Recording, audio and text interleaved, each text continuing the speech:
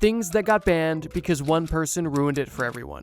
Last meal larceny. It's no secret that even the worst people on this earth still get the opportunity to have a nice meal before they go. The American tradition of offering a last meal to people on death row has been going on for a long time. However, did you know that in most prisons, last meals are not nearly as customizable or as extravagant as they once were? Let me explain. Now, the tradition of a death row last meal is definitely most common in the United States. However, this tradition is actually rather old, predating both the United States itself as well as the entire Christian religion. You see, for thousands of years, across almost every culture in the entire world, it was customary to give those a last meal who were set for death. The reasoning for this in ancient times was rooted in fear, specifically the fear that the spirits of the executed would come back as hungry ghosts if the deceased individual was not properly fed before their execution. That alone is kind of hilarious, considering they are more scared that they will come back to haunt them because they were well fed, rather than, literally executed. But regardless, it's made its way through history in different civilizations and empires until it got to the modern day. For example, the Greeks would give their soon-to-be executed prisoners a final meal because they believed it was necessary for the dead to cross over into the underworld. And because they didn't want these individuals to return to haunt the overworld, they would give them a proper meal. And not too differently, in ancient Rome, they would give not only their criminals, but also gladiators large meals before the days of their fights in case they happened to have an injury or death during the games, ensuring that they crossed over to the other side without fault. And already, it's kind of seeming like the ticket to heaven is, well, a good meal. Now, focusing back in on the United States, for example, the last meal tradition made its way into the American prison system in the early 1800s. However, this practice was finally formalized by several states in the early 1900s, with different states having their own rules, with Texas being a notable example, specifically because in every state the rules varied on what the meal could be. Most states that offered a custom last meal had certain rules. For example, in Florida, your meal could be whatever you wanted as long as the ingredients were purchased locally and didn't cost more than $40. And in Oklahoma, for example, the cost limit is only $25. And in Louisiana, of all places, typically during the last meal, the prison warden will join the prisoner for this last meal, which I could only imagine is a tense dinner. But interestingly, out of all of the places that offered a last meal, Texas was notable for being one of the most generous. Prisons would typically offer large requests, not setting extremely harsh budgets on the food. This, I'm sure, was appreciated by inmates on death row. However, it didn't take long for Texas to go from being a generous state to being a state that didn't offer custom last meals at all. And the reason why the state of Texas changed this rule is because of one individual. Lawrence Brewer, like basically everybody on death row, was not a good person. But Lawrence Brewer specifically was notably bad. Without getting too much into graphic detail, the reason why Lawrence Brewer was on death row was because him and two other individuals pulled a man named James Byrd Jr. from the back of their truck after brutally assaulting him, dragging him to his death simply because of his skin color. This hate crime and murder, fortunately, was punished to the fullest degree, although it's extremely disgusting that it even happened in the first place. With that being said, even though Lawrence was on death row, he was still honored a last meal. And for this meal, he requested something extravagant. And the order goes as follows: 2 fried chicken steaks,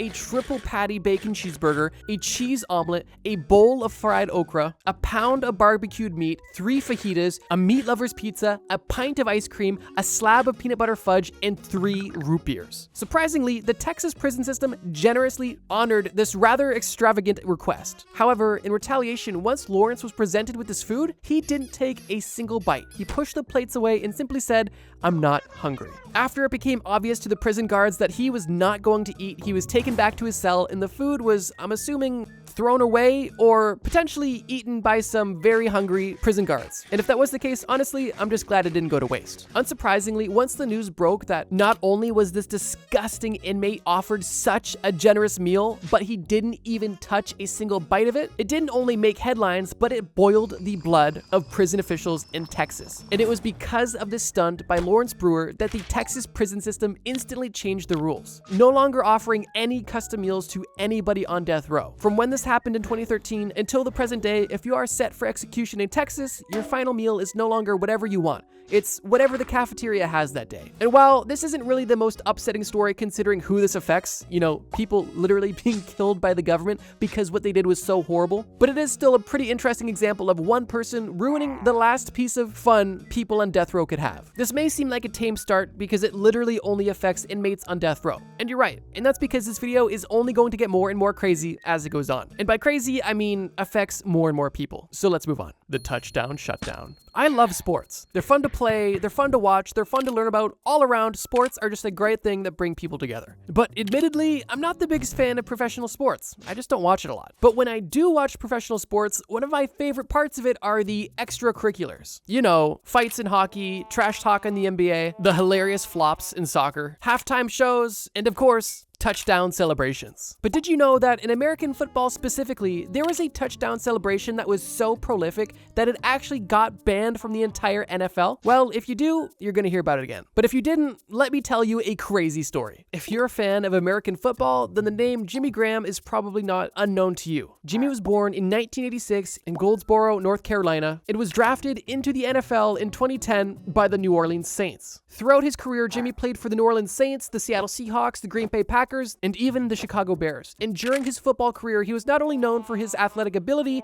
but also his unique touchdown celebration, with the most iconic being his football dunk on the goalpost. In case you're unfamiliar, almost every time Jimmy would get a touchdown, he would literally take the ball, run into the goalpost, and dunk it over the post, essentially like he was dunking a basketball. This, admittedly, was pretty badass looking, although it came with consequences because he was doing it so much, and it looked so cool that the NFL decided that no one man could have all that aura. I'm totally lying. If you look at this clip right here, you can see that after he dunks the ball, he literally bent the goalpost. And this wasn't an uncommon occurrence. Obviously, when one of the most foundational components of a sports field is, well, broken or at least misaligned, it has to be fixed instantly for the games to continue. And in the case of the goalpost being fixed after a dunk, these fixes were known to pause the game for anywhere from 2 to 20 minutes. And while these delays may seem minor, when you're talking about professional, live, televised sports, anything that throws off the schedule to that degree that isn't planned for is a major headache for networks, advertisers, and the league in general. It was for this destructive reason that the NFL ended up banning the dunk on the field goal, which in my opinion kind of solidified this move as one of the coolest touchdown celebrations ever, even though it was pretty disruptive and I'm sure really annoying for people actually working the game, and probably even watching too. And while this is once again more of a niche rule that doesn't affect too many people, I would definitely argue it at least affects more people and likely also had a trickle-down effect. Because imagine if you were growing up watching Jimmy Graham play football and your goal was to grow up playing the NFL and dunk yourself. If that was your goal in life and then you heard that dunking was banned, you probably just had one of your biggest dreams crushed. And while sure, you could probably dunk in amateur leagues, if the goalpost is being bent in the NFL, I can only imagine what would happen if you're dunking on amateur league nets. And I wouldn't be surprised if people dunking at home injured themselves or broke goalposts altogether. But yeah, Jimmy Graham not only made his own touchdown celebration, but used it so much he got it banned. And well, the rest is history. The sushi situation. I've never been to Japan, but it's definitely extremely high on my bucket list of places I want to go. The culture is so cool, the landscapes are beautiful, and the technology is just interesting. Obviously, here in the Western world, we enjoy a lot of Japanese technology, but over in Japan, they're still gatekeeping some of their coolest stuff for themselves. Most notably, in my opinion, the food conveyor belt. Honestly, I couldn't even tell you where I first saw or heard of this, but I just remember seeing people sitting at a restaurant and food coming to them on a conveyor belt and just being so enamored by it. Initially, I questioned why Golden Corral didn't get this instantly, but then I thought to myself, well,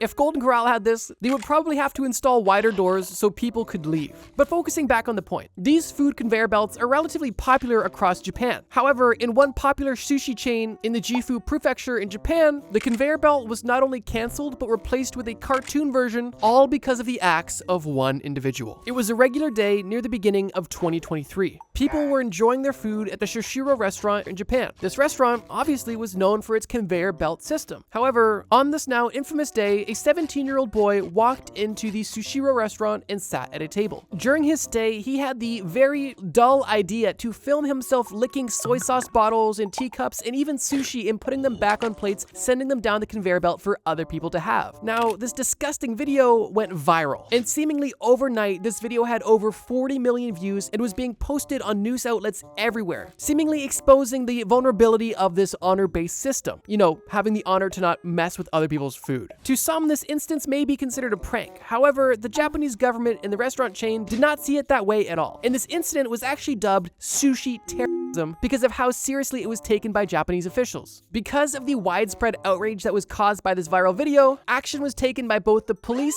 and the company that owned Shishiro. The boy that did this food licking was arrested, but on top of being arrested by the police, he was also sued by Shishiro for over $480,000 in damages. And while being sued for nearly $500,000 may seem steep for licking some food, you have to understand that A, that's unacceptable and just disgusting and could be a health hazard if this individual, had diseases. But even still, this video going viral was detrimental for the restaurant itself and ended up costing the Shishiro restaurant chain nearly 16 billion yen in market value, simply because people saw this video, got grossed out, and decided they wouldn't be returning anytime soon. But not only did the company lose money because people were simply not going, the stock value of this company also dropped massively because investors were speculative about how the company can recover from such a PR disaster. And because the stock for the parent company that owned Shishiro tanked, Shishiro acted quickly and seemingly overnight replaced all of their real conveyor belts with real food with digital conveyor belts that had digital food that you can click on to order foods, but gone were the days where real food would just pass you by. And honestly, it's unfortunate that, well, one person ruined it for everybody. Although there is an argument to be made that while this dumb prank was disgusting, it also did expose a vulnerability that could have had worse consequences if somebody more devious wanted to expose it. But what do you guys think? Feel free to pause quickly and comment, but I'm gonna move on. The Tylenol tragedy. If you're somebody with an active Netflix subscription and a fan of true crime, then you very likely saw the documentary recently released about the Tylenol murders. This documentary was both interesting and also shocking, because as somebody who was born nearly 20 years after the Tylenol murder event took place, it's really quite crazy to try to imagine what a medicine bottle would look like without tamper-proof protection. Now, if you're unfamiliar with what the Tylenol murders are, they're actually rather mysterious. And to sum it up rather briefly, from September to October in 1982, there was a string of at least 7 deaths that were attributed to a mass poisoning of Tylenol extra strength pills. This event was extremely unfortunate and killed both men, women, and children. And one of the saddest parts about this entire situation is that not only was nobody ever caught and convicted for this mass poisoning due to the fact that it made major headlines, also inspired other lunatics to poison other medicine bottles across the country. That's about all the detail I'm going to go into in regards to the murder specifically, primarily because next week I'm posting my part 2 to my Killers on the Loose video. And all I'm gonna say is the Tylenol murders may make an appearance on that list. So if you're waiting for part 2 to my now fastest growing video, well, tune in next week. But focusing back in on the aftermath of this extremely upsetting situation. What happened and what did somebody ruin for everybody? Well, as I mentioned earlier, when these murders took place in 1982, medicine bottles had nowhere near the precautions they have today, largely because of this event. But the aftermath of these murders wasn't just 7 innocent people dead and Tylenol now having to put a few extra steps in the process of opening a bottle. As I already stated, when this story hit the mainstream, it not only inspired copycats, but terrorized the entire nation, as now anything seemed like it could have been potentially contaminated. And if you're somebody who experiences contamination OCD, I can only imagine that this would be a living nightmare. During the time that these murders took place, Tylenol had a 35% market share when it comes to over-the-counter pain medication. But after the murders took place, that market share dropped from 35% to 8%. And it took a lot of action from Tylenol to rebuild that trust among the community. And while these murders were undoubtedly tragic, there was at least a positive outcome out of these nearly unthinkable actions. That positive outcome, of course, being A, accountability from pharmaceutical companies and also widespread reform. For example, as soon as this crisis took place, Johnson & Johnson, the company that owns Tylenol, issued a massive recall, essentially taking over $100 million worth of product off shelves across the nation. On top of this, Johnson & Johnson established a strong relationship with the Chicago Police Department, where the murders took place, to further be involved in the investigation. And on top of this, they also formed stronger bonds with the FBI and the FDA. All of these relationships were formed with the hope of finding the person who laced the Tylenol tablets that ended up killing innocent people. But of course, the most notable outcome that came out of this entire tragedy was the development and implementation of tamper-resistant packaging, most notably being induction seals. You know, the things that are really annoying to peel off every time you open basically anything nowadays. This tamper-resistant packaging became more or less of an industry standard, and that is a genuinely positive outcome. Although it's upsetting that it took such tragedy for this seemingly simple implementation to be, well, implemented. But that's just on the Johnson & Johnson side. On the governmental side, product tampering was made an official crime to further prevent any actions even remotely similar to the Tylenol murders. And on top of both of these beneficial changes, the FDA also introduced more stringent regulations regulations when it comes to filled capsules instead of powder pressed tablets to help further prevent product tampering. And it was with all of these positive changes, and I'm sure millions, if not billions spent in PR, Tylenol's market share was able to return in only a year's time, which is rather impressive. But to circle this back to the entire point of this video, things that got banned because one person ruined it, let's dissect this a bit. What was technically banned in this situation? Well, I guess product tampering and, well, unsealed pill bottles. And while those are things that are definitely not beneficial, the reason why I wanted to talk about this specifically was because, well, nothing was really banned per se besides things that already should have been banned, but I wanted to talk about it because one person definitely ruined something for everybody. That being basically the trust of people to not mess with products on shelves, causing almost everything nowadays to be sealed for your safety. Or at least that's what they say. And ultimately, I do think this was a beneficial change, although it is kind of upsetting why it is required. But just so this video technically fits the theme, the thing that was banned was, yeah, you can't sell pharmaceuticals without having a tamper-proof seal. But in case you want more of an example of ruining for everybody, although it wasn't banned, in that Halloween that followed the Tylenol murders in October of 1982, because people were so paranoid about the recently poisoned Tylenol, people were extremely suspicious of poisoned candy, which is why in Halloween of 1982, it was reported that Halloween attendance across the country was at an all-time low. And grocery stores even reported that candy sales were down over 20% compared to previous years, which honestly, I believe is a valid fear. And is just another upsetting example of how one person's actions can affect, well, an entire nation. The mustache must go. I wish I had a better transition, but you know how I just talked about one person's actions affecting an entire country? Well, now we're gonna discuss how one person's actions affected, well, the entire world. Look at this image right here. What is the first thing when you think of when you see this piece of facial hair? Did you say famous, beloved comedian Charlie Chaplin? Well, I'm sure a few of you little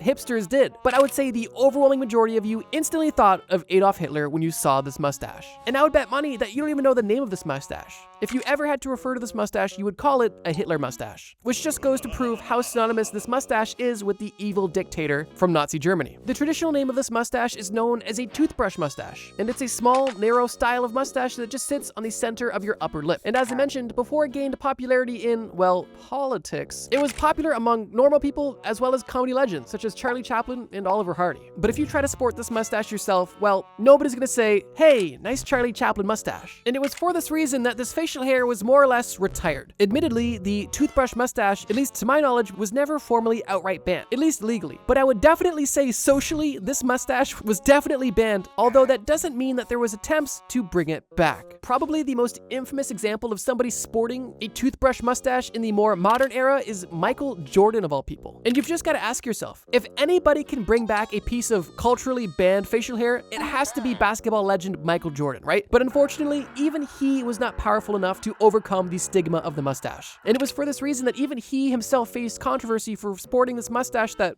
in my opinion, didn't really resemble a Hitler mustache too much because he also had a little bit of a goatee thing going on. And also there's some other glaring differences between him and Hitler. Mainly the haircut. I think it's just the haircut. But regardless, not only did he decide to have this mustache, but he also rocked it in a legit commercial. And I guess nobody on set just told him to not do that. But, you know, it's Michael Jordan in his prime. I wouldn't either. But yeah, even Michael Jordan couldn't have a mustache that even loosely resembled the toothbrush mustache simply because the stigma is just so bad. And I guess rightfully so. Although it is a bit unfortunate because the mustache didn't do anything. It was the man wearing the mustache. But in case something being socially banned isn't enough for you, well, there's also a plethora of things that are actually banned due to the actions of Adolf Hitler. One of the more interesting bans is the fact that several countries have actually outright banned naming yourself or your child Adolf Hitler. For example, in Germany, Malaysia, Mexico, and New Zealand, it is all illegal to be named Adolf Hitler, which I think is understandable. But I think potentially more interesting is that in some US states, it is also prohibited to be named Adolf, although this isn't federally enforced and it's on a state-by-state basis. And another rather unfortunate byproduct of the entire, well, Nazi thing, besides all of the obvious war crimes and acts against humanity, is the fact that Hitler not only stole the swastika from Hinduism, but essentially tarnished the symbol forever. You see, I think it's relatively common knowledge now that the swastika doesn't originate with the Nazi Party. It actually originates in Hindu culture. In some Hindu cultures, the swastika can either mean prosperity and good luck, or being conducive to well-being, and it's a generally positive symbol. However, when the Nazis appropriated the symbol and used it to, well, represent one of the worst regimes to ever exist in modern, if not all of history, the symbol that they appropriated was essentially tarnished forever. which is unfortunate because there has been some viral videos online of some uneducated person with a camera berating an Indian person for being a Nazi, when in reality, that's not the case at all. Beyond these few more lighter-hearted examples, there's a lot of other things that were outright banned due to the actions of Adolf Hitler. Although, for the sake of this video being a little bit more lighthearted, I want to discuss some that were not as, well, straight up depressing. And just to quickly save this video from getting too dark, I just wanted to say, by the time you're watching this video, we probably hit 1 million subscribers. And I just want to say thank you guys so much for all of the love and support on the entire channel. If you like my content and like what I do on this channel, please consider subscribing. We are no longer on the road to 1 million, we are on the road to 2 million. And if we're being honest, 10 million. At least that's the goal for now. YouTube does tell me that nearly 75% of you are not subscribed. So if you're watching this video and want to see videos from me every single Friday, subscribe and maybe even turn on the bell icon so you actually get notified when my videos go live. Oh, and by the way, if you really like this video, leave a like or comment part 2, and I'll definitely make a part 2 because I love making videos that my viewers actually want to see. But enough shilling. Thank you guys so much for the support. Let's get to our final section. Satisfaction not guaranteed. In the year 2025 and soon to be 2026, consumers are more privy than ever. And that's because businesses and individuals have been scamming people since the beginning of time. If you don't believe me, watch my video about scams in every time period. But with that being said, with people being more and more skeptical, businesses have had to come up with ways to convince customers that not only are they not being scammed, but if they are unhappy with their purchase, the business will take care of them. And it was for this reason that the satisfaction guarantee was established. The satisfaction guarantee is not necessarily a formal or governmental rule, it's essentially just a marketing trend and a company policy that kind of took off across corporate America. And honestly, it's a positive one that's in the consumer's favor. Now, I don't know about you, but every time I hear satisfaction guaranteed or refunds with no questions asked, I always am a bit skeptical. Although I've never really taken up any brands on this besides, well, you know, the basic refund. But I may be more of a rare breed here because I think some people get their fair use out of satisfaction guaranteed, and in the case I'm about to discuss, some people, unfortunately, well, abuse this system and ruin it for everyone. Unfortunately, there is no shortage of people abusing systems that are meant to help people and just offer fairness to all. And those people, I can confidently say, suck. And while to this day, satisfaction guarantees are still offered widely, I do want to discuss one example where somebody's selfish behavior revoked the consumer rights of a lot of customers from a specific brand. The brand in question is LL Bean. LL Bean is a famous clothing company that has had an almost legendary lifetime guarantee that it's offered for a long time on most of its clothes. The company took pride in this guarantee and used it as a symbol of the company's commitment to their product quality and overall customer satisfaction. And that, in my opinion, is noble. But as we learned in the first section of this video, no good deed goes unpunished. And just like somebody on death row exploiting a generous Texas prison, somebody buying jeans is going to exploit a customer satisfaction policy. So here's the deal. For the longest time, LL Bean had one of the best lifetime guarantees possible. And it actually went on for decades. How it worked is customers could return any LL Bean product at any time to any location for a full refund. It didn't matter how old or how worn the garment was. If you had an LL Bean garment and you were no longer satisfied with it, you could take it to any LL Bean store to have it replaced. And in my opinion, that system is so cool.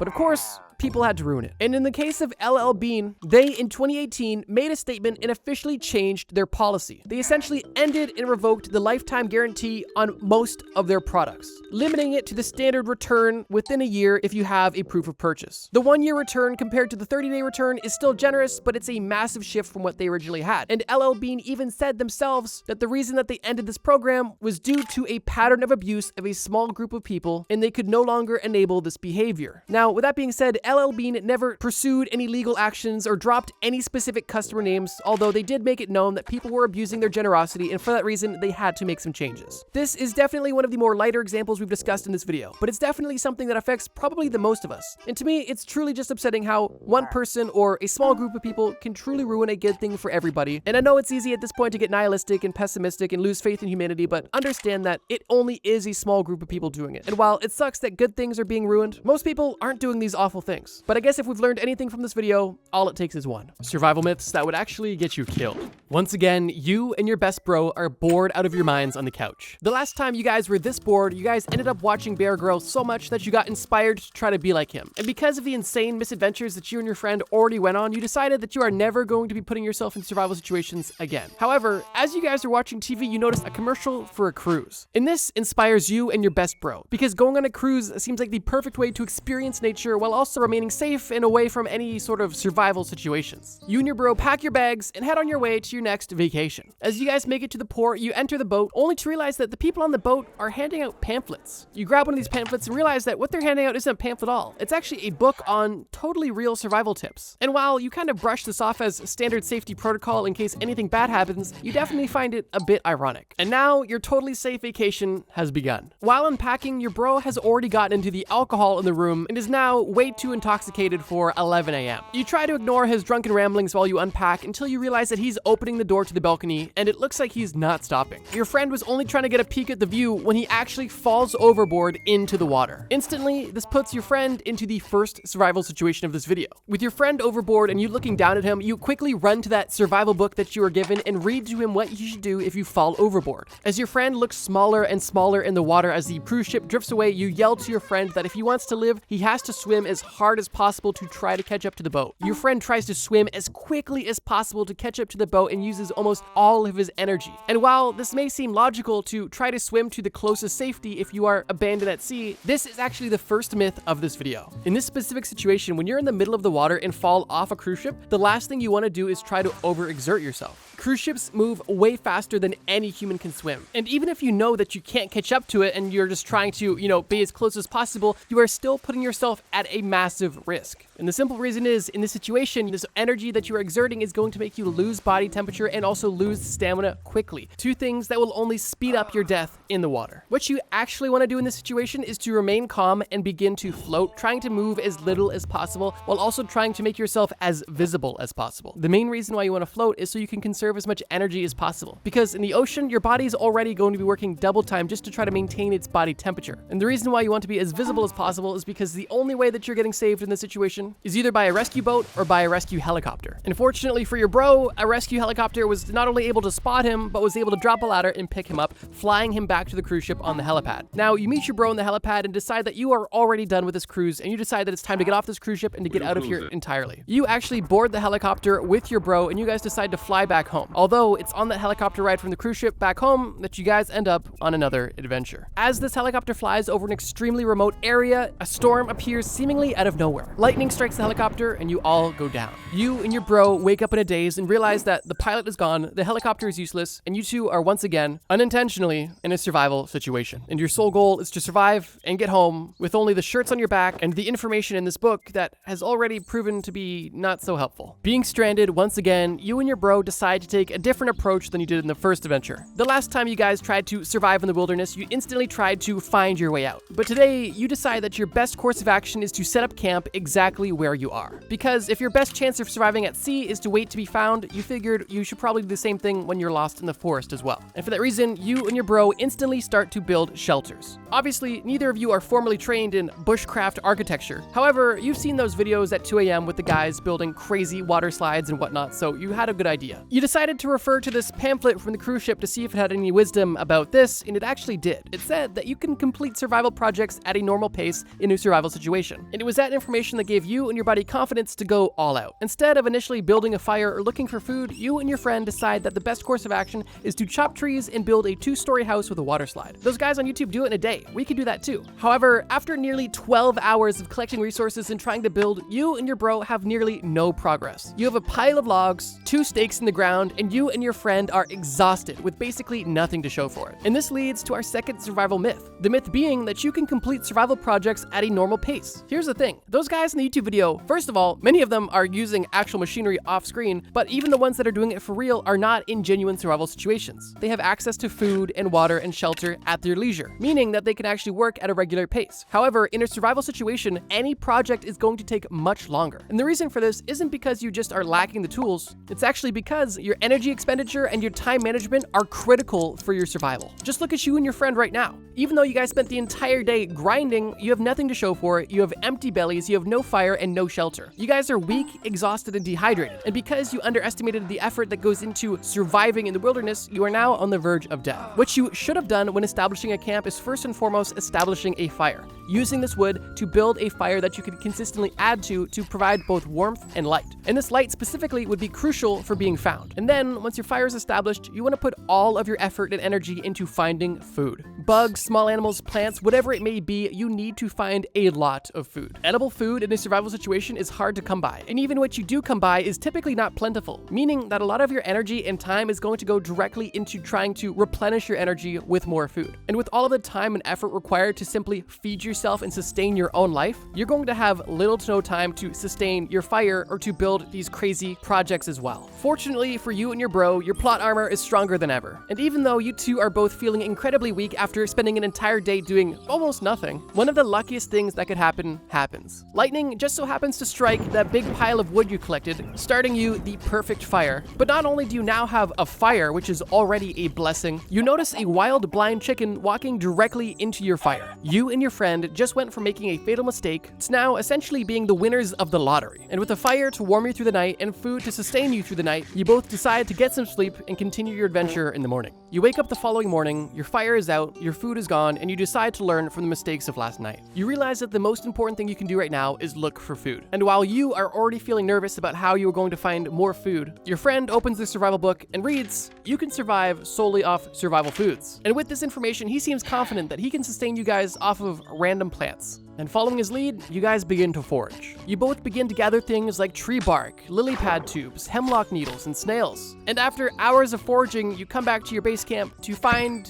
a pretty disappointing meal. And after eating everything you collected, you realize that you actually spent more calories trying to find this meal than this entire meal gave you. Meaning that you would have been better off not looking for any of this stuff in the first place. Which is why this is actually another survival myth. Survival foods are exactly as they sound. They're meant for survival situations, although they cannot sustain you long term. It's important to understand what you can and can't eat in the wilderness. However, it's also important to consider the context that these survival foods are not and cannot be your main source of nourishment. And while they're better than nothing, eating these foods are typically only a band-aid solution until you're able to find some sort of actual sustenance, either from fishing or trapping an animal. At this point, you and your bro are becoming very suspicious of this survival book from the cruise ship, because so far, nothing's been right. Although it's your only source of survival information, and for that reason, you have no choice but to follow it. You and your bro give up on finding any more food for now, and instead switch your focus because at this point, it's been days since you and your bro had water. And the human body can go a lot longer without food than it can water, and you are already beginning to feel the effects of dehydration. Interestingly, when you discuss being dehydrated with your friend, he disagrees with you, and he says that, "I don't feel super thirsty right now, so I don't think I need water." And while you know that you definitely need water because it's been so long, you realize that you don't actually feel particularly thirsty either, but you know you don't feel right, which is why for this reason you decide to consult the book. And this book, in its infinite wisdom, literally says, unless you are feeling extremely thirsty, you are in no way dehydrated. And with this information, your friend reassures you that you do not need to find water now, and your friend even tells you that on your pursuit of finding civilization, you'll probably find water anyway, even though we don't need it right now,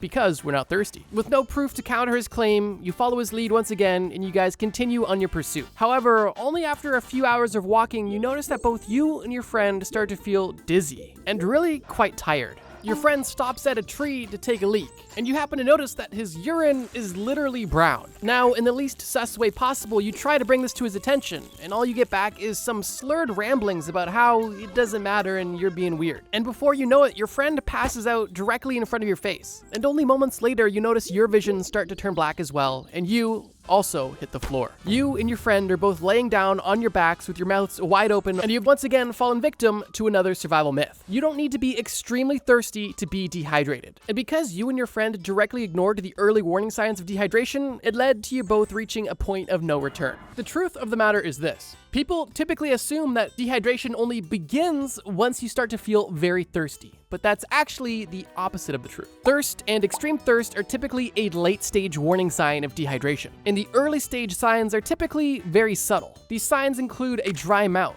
darker than usual urine, a headache, fatigue, irritability, dizziness. And I think in our day-to-day lives, we're all pretty good at managing our hydration and noticing when we're dehydrated before feeling thirsty. However, in a survival situation, cues that you may be dehydrated can typically be disregarded as either stress or hunger or tiredness, and for that reason, you can forget to drink until it's too late. Fortunately for you and your friend, passed out in near death on the ground, a torrential downpour just happens to happen right above you. And this downpour fills both of your mouths with water, and you both instinctually swallow it. hydrating yourselves, and saving yourselves once again. However, you now may be hydrated, but you are cold and wet. And while that rain was nice, you do need a consistent source of water if you want to continue to live. And for that reason, you don't listen to your friend and you say, we are looking for water. And we're going to look now. Although, that brings you to your next issue. How do you find water in the middle of the forest? Reluctantly, you know that your only option is to refer to the book. And while your confidence is low, you read the next survival tip. And it says, follow birds to find water. There are many survival myths claiming that if you follow a bird, eventually it will lead you to water. Right after you finish telling your friend how you guys are going to find water, you notice a group of geese flying above. And this looked like your ticket to hydration, because not only were geese birds, but geese are also known to fly towards water. And for that reason, you and your friend quickly sprint to follow these geese to see wherever they may go. After running through the woods for what feels like hours, you notice that you have come out of the woods and into a large clearing. And luckily, you notice these geese descending, and you begin to get excited that you have now found water. However, as these geese land and you approach these geese, you realize that the geese weren't heading towards water at all. They were only heading to an opening to take an afternoon nap. And once again, you and your friend have fallen for a survival myth. The idea that you can follow birds to find water is not completely false, but it is unreliable. For example, it is true that some aquatic birds stay close to water and typically can lead you to water eventually. It's also true that they can travel long distances away from water to find food or shelter. And in the example of the geese that you just followed, it's just as likely that you could follow these geese to a body of water as it is you could follow them to an open field where they plan on sleeping for the night. The reality is that you can't predict where a bird is going, and following it is a gamble and likely a waste of time. And if you do find yourself in a survival situation and happen to see an aquatic bird, I would definitely take that as a sign that you're close to water. However, I wouldn't necessarily follow it, as it could put you into more danger than you were originally in. Now, with you and your friend bamboozled in the middle of a field, you decide that your only option is to continue forward. And as you traverse forward, you notice that the grass turns into sand, and you go from the plains biome to the desert biome, and things are about to get complicated. Most notably, your need for water has just gone up exponentially. Feeling desperate, you decide to consult the book. When your friend slaps the book out of your hand and tells you, okay, enough with this book, it has never been right. I have an idea. I remember watching that survival TV show, and the guy built a solar still.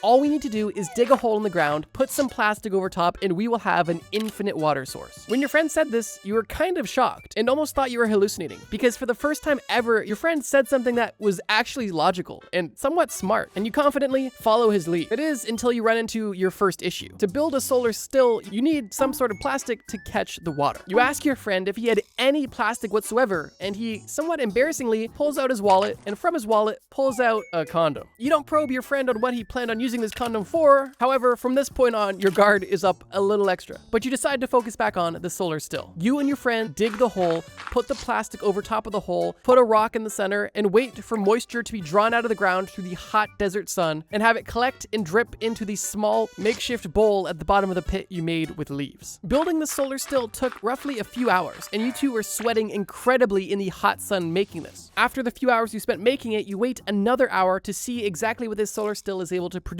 When you realize that after an hour, you're only able to get a few milliliters, and you realize that the solar still was a net negative, because not only is it going to yield you not nearly enough water to survive, but once again, you exerted more energy and hydration creating the solar still than it could ever replenish, meaning that you once again fell for a survival myth. This one's a bit interesting, because solar stills definitely do have a very practical and realistic application in certain scenarios. However, in this scenario of being in the desert, it is an extremely impractical way of getting water. And this is because the amount of water you can get from a solar still really depends on a few factors, specifically ground moisture, temperature, and climate, and the size of the still. If you're trying to draw water out of a dry desert, you can basically guarantee that you will get little to no water in a meaningful amount of time. However, if you were in a place that was reasonably moist, or potentially in a place that had water that just wasn't usable, let's say salt water, then you could definitely use a still to purify water that was otherwise unclean. However, when you're in the desert, there is no water to purify, and the water you can draw out of the ground is minimal, meaning that you have to abandon the still and continue looking elsewhere for water. Going behind your friend's back to see if the book had any other wisdom on finding water, you read that the book says that you can drink water from any cactus in the desert. And luckily for you, you were in the desert and there was plenty of cactus around. And without disclosing that you got this information from the book, you tell your friend that you have an idea.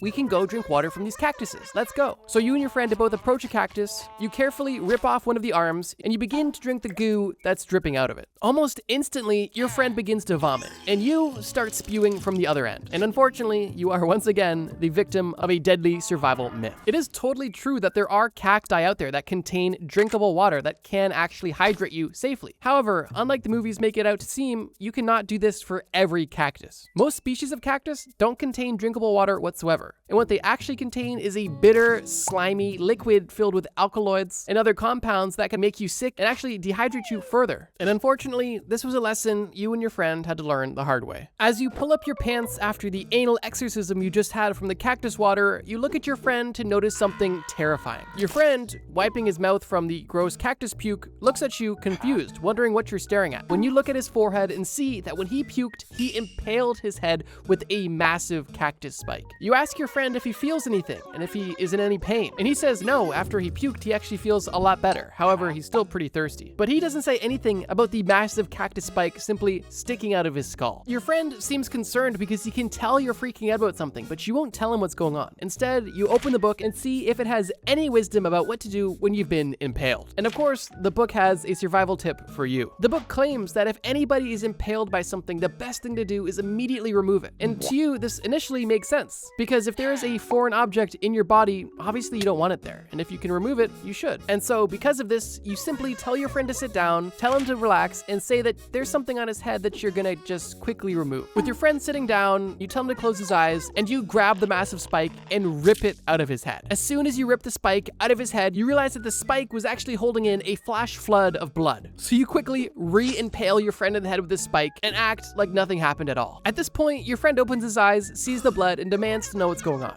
And you tell him the truth. And surprisingly, he actually has a pretty insightful response, and he tells you that no, the book was wrong again. If you become stabbed or impaled by an object, one of the worst things you can do is instantly try to remove it. Depending on where you're stabbed, pulling out the object could cause massive bleeding, disrupt any of the clotting that has potentially begun, and it can also worsen the damage by pulling out the object incorrectly, or if the object is barbed. The best thing that you can actually do in this situation is to try to stabilize the object to ensure it doesn't move at all. It sounds counterintuitive, but you actually want to maintain this object stabbed in you at the same depth, at the same pressure, until you can get medical attention. And that's exactly what you do. In shock of how insightful your friend was, out of nowhere once again, you notice that your friend firmly holds the base of the spike and breaks off the rest. After this, your friend takes one of his socks, wraps it around his head to ensure that the spike doesn't go anywhere, and from this point, you guys continue to keep moving. As you both walk through the desert, the sun begins to set, and you happen to stumble upon a cave and decide that this was the perfect place to spend the night. Hungry, dehydrated, and exhausted, you and your friend sit there, finally relaxing for the first time in what feels like days. And while you and your friend look a lot worse for wear, you're at least happy to be alive. And it's within this small moment of gratitude that you notice that your friend not only has a bloody sock wrapped around his head,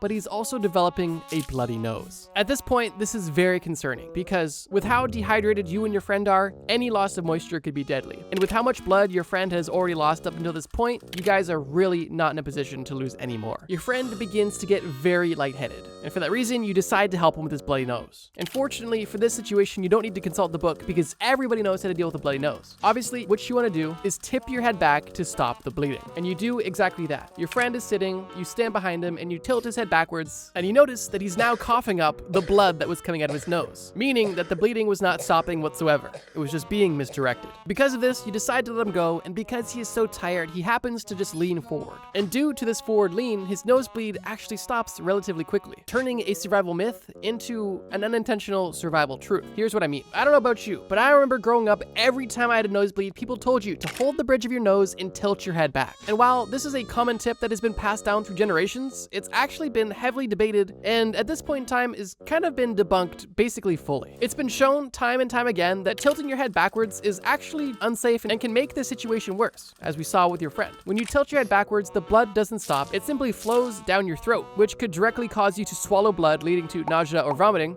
or potentially even choking in severe cases, which is why what you actually want to do is basically the opposite. If you get a nosebleed, according to the Red Cross, the most effective way to end it safely is to sit upright or even lean slightly forward because leaning slightly forward can help reduce the blood pressure in the veins in your nose, which would help slow the bleeding, while also ensuring that the blood drains out of your nose instead of down your throat and potentially into your stomach or lungs. Once seated in this position, you do actually want to grab the soft part of your nose right below your bridge, and then simply wait 10 to 15 minutes while maintaining a consistent pressure and this consistent position until the blood flow stops. And it's really as simple as that. And it's kind of interesting how the fact is so close yet so far from the fiction, and most people, at least in my experience, always tilt their head back, when in reality, going the opposite direction is the most ideal way to go about it. Now, another pro-level tip you could do if you have a nosebleed, if you do have access to an ice pack or anything cold, is to put this ice pack on your nose or cheek area, allowing the cold to constrict the blood vessels around your nose, further slowing the bleeding. Or if you don't have access to cold, what you could try to do is just take deep, slow breaths to help the clotting form faster. But speaking of clotting, one thing you definitely don't want to do is shove stuff up your nose. Even if you think that shoving something up your nose will help stop the bleeding, or if the bleeding stopped and you're just shoving something up there to prevent further bleeding, the reality in most cases is if you shove something up your nose while it's bleeding, you're only going to irritate the area more and very likely dislodge clotting, which basically restarts the entire healing process again. Unfortunately for your friend, you didn't have anything to shove up his nose, because if you did,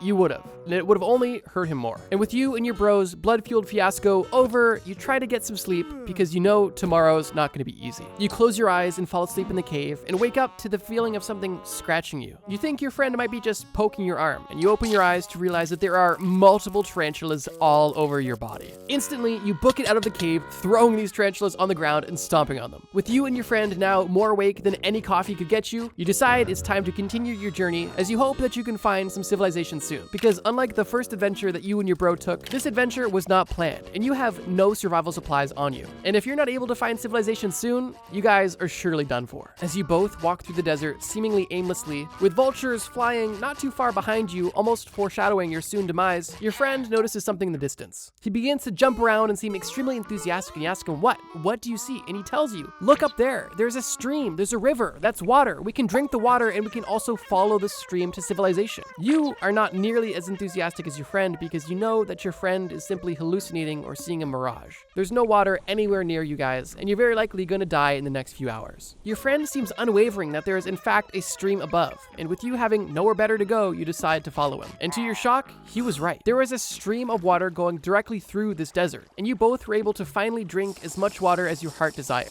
After you two felt sufficiently hydrated, you asked your friend, wait, what did you say back there about water leading to civilization? And he tells you that, yeah, everybody knows if you get lost, just follow water downstream and it is guaranteed to lead to some sort of civilization. And while he didn't have any sort of evidence to back up this claim, you really had nowhere else to go. So, wanting to stay close to your only source of water, you and your friend begin to follow this water downstream in the hopes of finding some sort of civilization. As you both follow the stream, you fortunately find yourselves out of the desert and back into the woods. However, these woods don't last long, and you find yourselves in a climate that's getting colder and colder. You think to yourself, what kind of Minecraft terrain generation is this? But you continue forward, and eventually this water you're following downstream leads to an ocean. And this is both good news and bad news. The good news, in the distance, you can actually see an island with buildings on it. You don't know where this is, but there's people there. But the bad news is, you are in an extremely cold climate now. And this island in the distance is definitely not within swimming distance, at least in your opinion. But your friend has another perspective on that. You talk to your friend and tell him that his water theory didn't work at all. It led us to an ocean. Although your friend maintains that because there was a city off in the distance,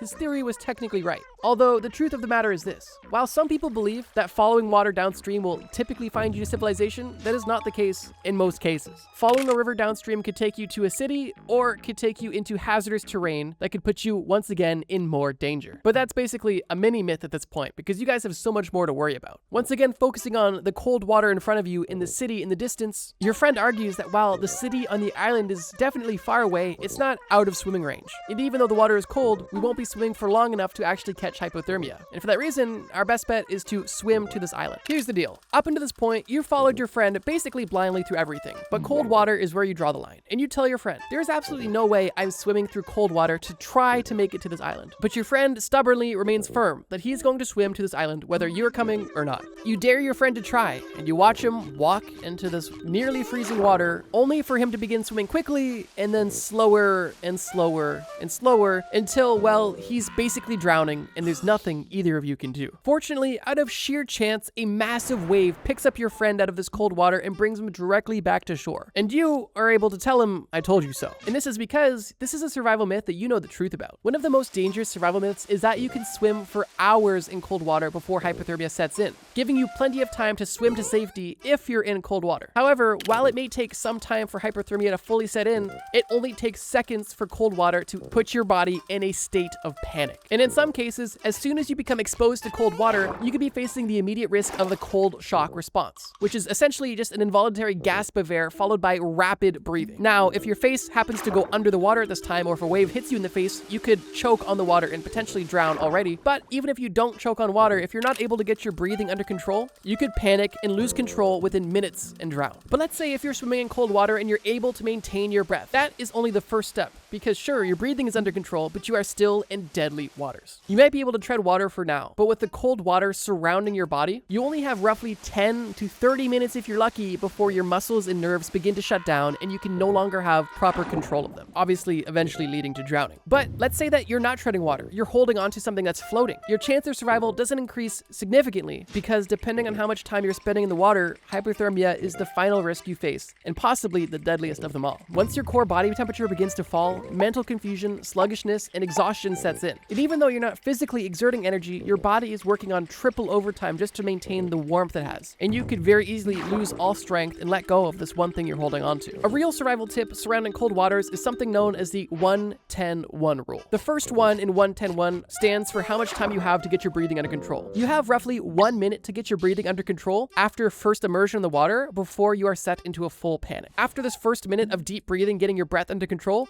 you have 10, which represents 10 minutes of meaningful movement before your muscles begin to weaken. So with this 10 minutes, it's best that you decide which direction you want to go if anything is even close by. For example, some floating debris or potentially an island or boat if you are so lucky. And the final one in 1-10-1 means 1 hour. And that's because it typically takes 1 hour before hypothermia leads to full unconsciousness. Meaning that if you're floating in cold water, you have roughly an hour before, well, things don't look good for you at all. And while you finish explaining this to your friend as he catches his breath from nearly drowning in this freezing water, you notice something on his leg. It's a pink squishy thing that's made his leg all red. It's a jellyfish. And you quickly grab a stick, stab the jellyfish, and throw it back in the water, only to notice that your friend now has a massive jellyfish sting on his leg. And while your friend may be the most lucky and unlucky person in the world at this moment, things are about to get a lot more complicated. One, because in this situation, you actually know what you need to do, although you don't know if you have the strength to do it. As you sit there pondering on what your next move is, your friend looks you in the eyes and tells you, "Just do it." And you know what he means. You tell him to close his eyes, you whip out your lil bro, and you begin to urinate on his leg. Fortunately, you had a lot of urine to give because of the stream that you guys had followed. Although, unfortunately, this urination on the leg was not beneficial whatsoever. And it's once again another survival myth. It is a popular belief that the venom from a jellyfish sting can be neutralized with urine. However, in most cases, once again, the urine can actually make the sting worse. Depending on how bad the sting from the jellyfish was, the urine contacting the sting zone could actually cause the stinging cells on the skin to release more venom, which would further intensify the pain and speed up tissue damage from the venom from the sting. And in most cases, the best thing you can do when somebody has been stung by a jellyfish is to rinse the area carefully with either vinegar or salt water, which both can safely deactivate the stingers, and then you want to carefully remove the tentacles with tweezers or a stick, whatever you have. Interestingly, urine isn't the only thing you should avoid putting on a jellyfish sting, as fresh water should also be avoided, because it too can cause the stingers to fire. Now, obviously, the best case scenario is to go to the hospital immediately, but in a survival situation, you have to make do with what you have. And as you urinate on your friend's leg and his screams begin to get louder and louder, you notice another sound. A sound that sounds like cameras clicking and flashing. And then you notice an unforgettable sound, the sound of a boat horn. You look to your left and realize that the cruise ship that you're on only a few days ago is now going directly by you, and everybody on the cruise ship is taking pictures of you urinating on your friend. And while the passengers on the ship think that these are just two kinky people living off grid, the staff of the boat recognize that you two were the people that were lost in the helicopter crash. And for that reason, they send a rescue boat from the cruise ship to pick you both up and take you back to the cruise ship. Boarding the ship,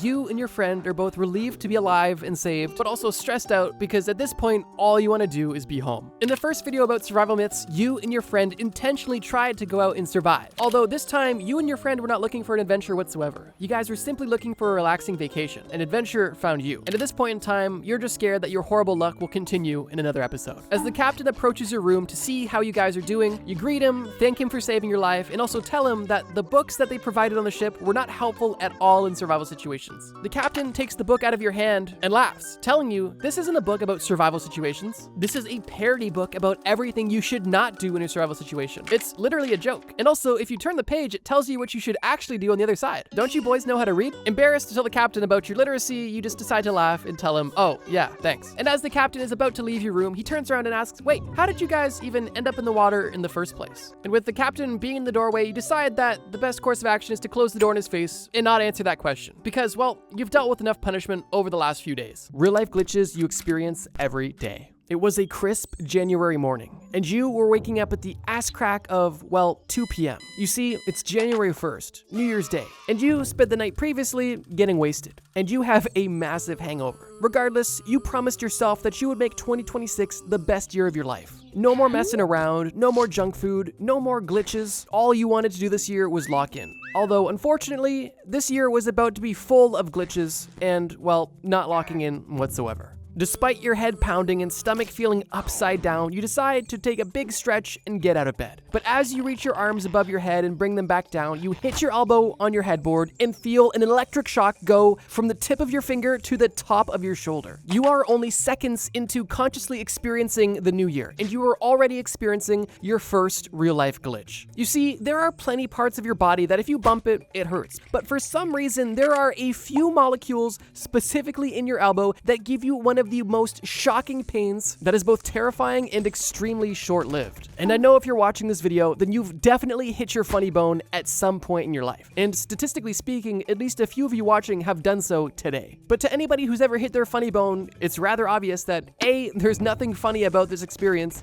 and B, the sensation you get from hitting your funny bone is unlike any other experience on your body. But yeah, we all kind of know what the funny bone experience is like, but not many of us know how this glitch even happens. And the reason why we have a funny bone is kind of unique. The funny bone is obviously not a bone at all. What's referred to as the funny bone is actually a small stretch of the ulnar nerve, which is closest to the skin in the elbow area. The ulnar nerve runs basically from your neck down to your hand. Now, interestingly, for the most part, the ulnar nerve in your forearm and upper arm is kind of protected by muscle and fat. However, when this nerve passes over your elbow close to the skin, it is at its most vulnerable. And what the ulnar nerve is vulnerable to is being compressed or bumped, both of which obviously can happen when you hit your elbow on something. While it may sound severe to have an electric shock shot through your body, and the fact that you have such a severe reaction to this bump, the reality is that this glitch is extremely normal and common, and like I mentioned, happens to basically everybody. And if you've ever bumped your elbow and thought that you broke something or had permanent nerve damage, then I have good news for you, because actually, that's not the case whatsoever. Hitting your funny bone is not a sign of nerve damage, and in the vast majority of cases is completely harmless, which is a W. And I wish I knew that when I was a paranoid little bro, scared that I broke my elbow, when in reality, I just hit the nerve at the wrong point. Now, while this electric shock going through your arm would be enough motivation for most people to finally get out of bed, your hangover is telling you that you could use just a few more minutes. And because you decide to start 2026 like a true grinder and hustle culture bro, you set an alarm for 1 hour and go back to bed. But it wouldn't be long after closing your eyes and slowly fading into sleep that you experience your second glitch of the day. That glitch being the hypnic jerk. Just picture this. I'm sure we've all been there. You're laying in your bed, you're closing your eyes, and you can feel yourself drifting off to sleep. And just as you're in that twilight between wakefulness and unconsciousness, you feel yourself instantly jolt, almost as if you've just fallen or completely lost your balance. This jolt, or jerk, is completely involuntary, and is once again another real-life glitch. Fortunately, similar to hitting your funny bone, the hypnic jerk is not a sign of anything wrong, and is in most cases completely harmless and completely normal. However, that doesn't make it any less scary in the moment, because the shift of state from basically sleeping to the most alert you've ever been is, well, pretty staggering. Regardless, I'm sure we all understand the feeling of the hypnic jerk, and I don't need to explain the experience. But what I do want to explain is exactly why this happens. And the answer is unfortunately not super satisfying, because there is not a definitive answer to this question yet. However, there are leading theories that are logical and likely the case. The leading theory about hypnic jerks as of now is that in this transition between being awake and being asleep, sometimes your body can kind of miscommunicate with with itself and interpret signals wrong. And in the case of hypnic jerks, what's happening is as your muscles begin to relax and as your mind and body are transitioning from being awake to sleeping, somewhere in your brain, somebody is hitting the alarm button because part of your brain is interpreting this relaxation of muscles as essentially a loss of control. More specifically, a loss of balance or simply falling altogether. And as a result, for self-defense, your body tries to have you jolt to protect yourself, either to regain your balance or brace for impact on a fall that isn't happening whatsoever. And I'm not sure about you guys, but I have vividly had multiple hypnic jerk experiences where in my dream, I was doing something that led to the jerk, which I don't know how that's even connected. Like, you know how sometimes you're on Instagram Reels and you see a reel where somebody's playing baseball, but the ball just hits the camera and you literally jump? That was basically going on in my dream leading up to the hypnic jerk. However, I'm curious if your body is anticipating a hypnic jerk and for that reason subconsciously plan something in your dreams. Or do your dreams cause the jerk in some cases? I don't know, but back to our hungover bro. Since you've now involuntarily been subjected to biological shock therapy, you decide that maybe it's time to get up. However, because it's the new year and it's obviously a new you decide to break old habits. And we all know that the best way to break an old habit is by doing it just one more time. And for that reason, you grab your lotion, your tissues, and open up your laptop. And without going into too much detail about what's going on there, we can actually talk about a different type of jerking that's not a hypnic jerk. At least kind of. Have you ever been hanging out with your bros and noticed that some people jerk it with their left hand while others do it? Okay, that's a dumb example. Let's do a different example. Have you ever noticed that some people reach for their phone from their bed with their left hand while some do it from their right hand? This phenomenon is known as handedness, and it's actually quite interesting. Unsurprisingly, a majority of the world is right-handed, but hopefully all of us also know that there is a population of the world that is left-handed. And if you were a true scholar, then you probably also know that there is an even smaller percentage of people that are ambidextrous,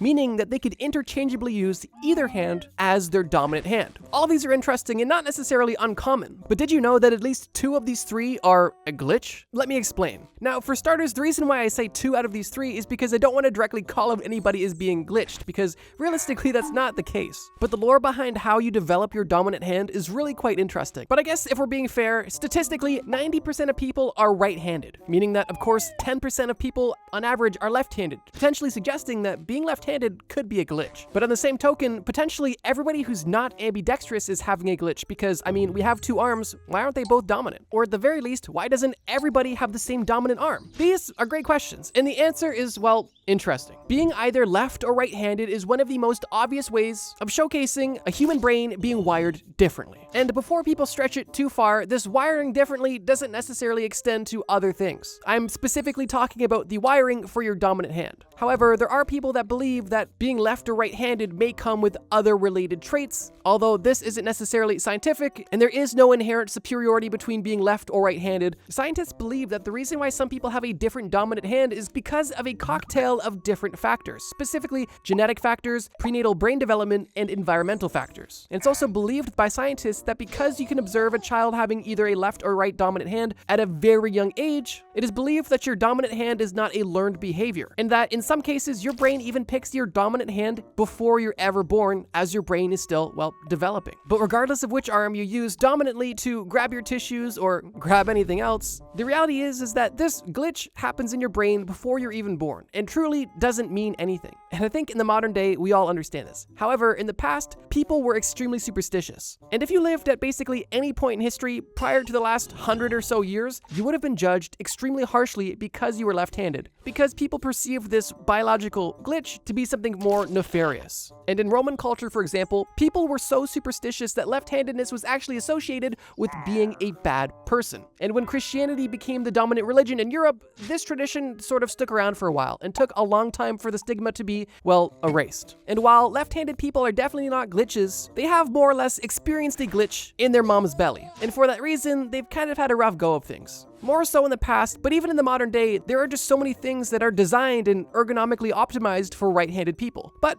fortunately, the business of left-handed products has boomed, and, well, here we are today. After completing your solo session of morning glory, you finally put your feet on the floor and get your booty out of bed, officially starting your new year, hoping that you're done experiencing any more glitches. As you stand up and shuffle around your room, you feel that your room is feeling stuffy, so you walk over to your window, open it up, and take a deep breath of that fresh, crisp January winter air. But instead of experiencing a blissful inhale of crisp air, you instead feel like you have just been stabbed in the lung. Obviously, any shooting or stabbing pain in your chest is an immediate, obvious sign of a medical emergency. However, in this case, it's actually not. Although this pain in your chest is extremely uncomfortable and is definitely scary the first time you experience it, it's not a medical emergency, and it's actually another real-life glitch. Interestingly, at least for me personally, when this first happened to me, even though I felt like something was wrong, I was too scared to tell my mom about it because it happened when I was a kid, and I just hoped it would go away on its own. And it did, and I kind of forgot about it. But every time this would happen every few months or so, I had that same fear, and I never bothered to Google it or tell anybody about it. I just, as a child, accepted my death, assuming I had a ruptured lung and I was just simply waiting to perish. But instead, I got over it and then started playing Minecraft again. If this sounds even remotely familiar to you, let me explain what's actually happening when you're experiencing this very intense but typically short-lived chest pain. According to doctors, at least in young people, the primary cause for this sudden and sharp chest pain is something known as precordial catch syndrome. And similar to hitting your funny bone, the precordial catch syndrome is literally caused, once again, by a pinched nerve. Interestingly, the whole glitch of this chest pain known as precordial catch syndrome has absolutely nothing to do with your lungs or heart at all. At least for me, every time I experienced this pain, I thought my lung was punctured or being ruptured in some way. However, that's not the case at all, and it's only a nerve that's passing through that cavity. This glitch or syndrome is actually typically caused, most commonly, by sitting with poor posture, or directly after changing your seating position, which makes it kind of even more shocking because if you're just sitting down, that's kind of the last time you expect to have a random shooting pain. But when it comes to precordial catch syndrome, it can happen to you at any time. And in your case, simply opening the window and looking out of it and taking a deep inhale was enough to trigger it. And now that deep inhale is extremely painful. But luckily for you, it's at least harmless and will pass in minutes. I don't know about you guys, but when I'm experiencing this lung glitch, even though it has nothing to do with your lung, the last thing I want to do is take a deep breath. And I'll typically just take shallow breaths until it passes. However, some doctors do recommend taking one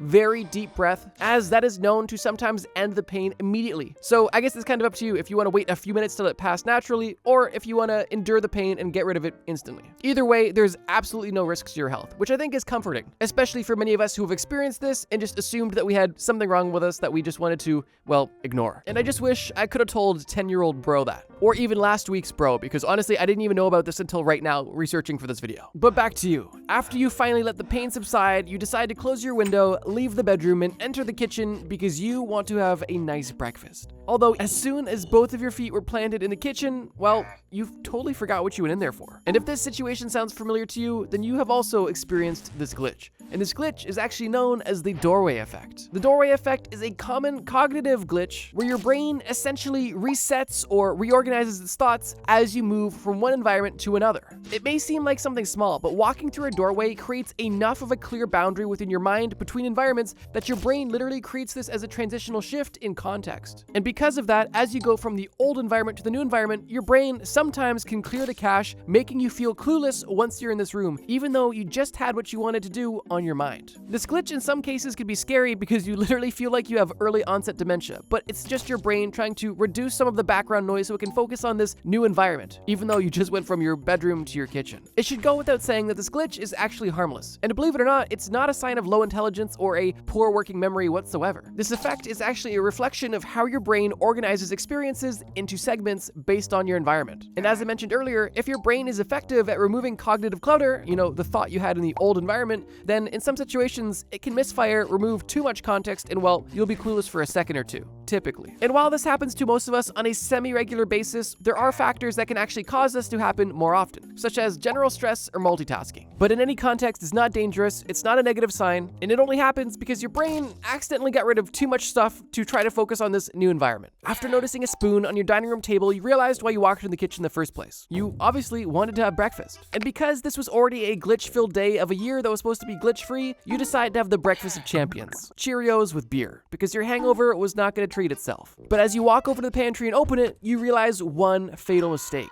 The Cheerios that you swore were in the pantry were nowhere to be found. And even though you literally bought them yesterday, no matter where you look, it seems like they have almost vanished. Getting irritated, you call your mom into the kitchen, asking if she saw them or moved them, and without even saying anything to you, it seems like your mom reached into the pantry and pulled the Cheerios out of thin air. And embarrassingly, you realize that the Cheerios were right in front of you the whole time. They just weren't exactly where you expected them them to be. If you've ever been searching for something only to realize that it was literally right in front of you the whole time and you were just somehow ignoring it, then, well, you've also experienced this real-life glitch. Similar to the doorway effect, not being able to see something directly in your plain sight of view has nothing to do with memory failure or anything of the sort. This glitch is once again a mechanism of your brain trying to get rid of low priority or irrelevant information. And sometimes, well, it gets rid of the wrong stuff. One example of this mechanism working properly is the fact that you literally can't notice your nose. Like, your brain intentionally ignores your nose, although you can totally see it. And if you don't believe me,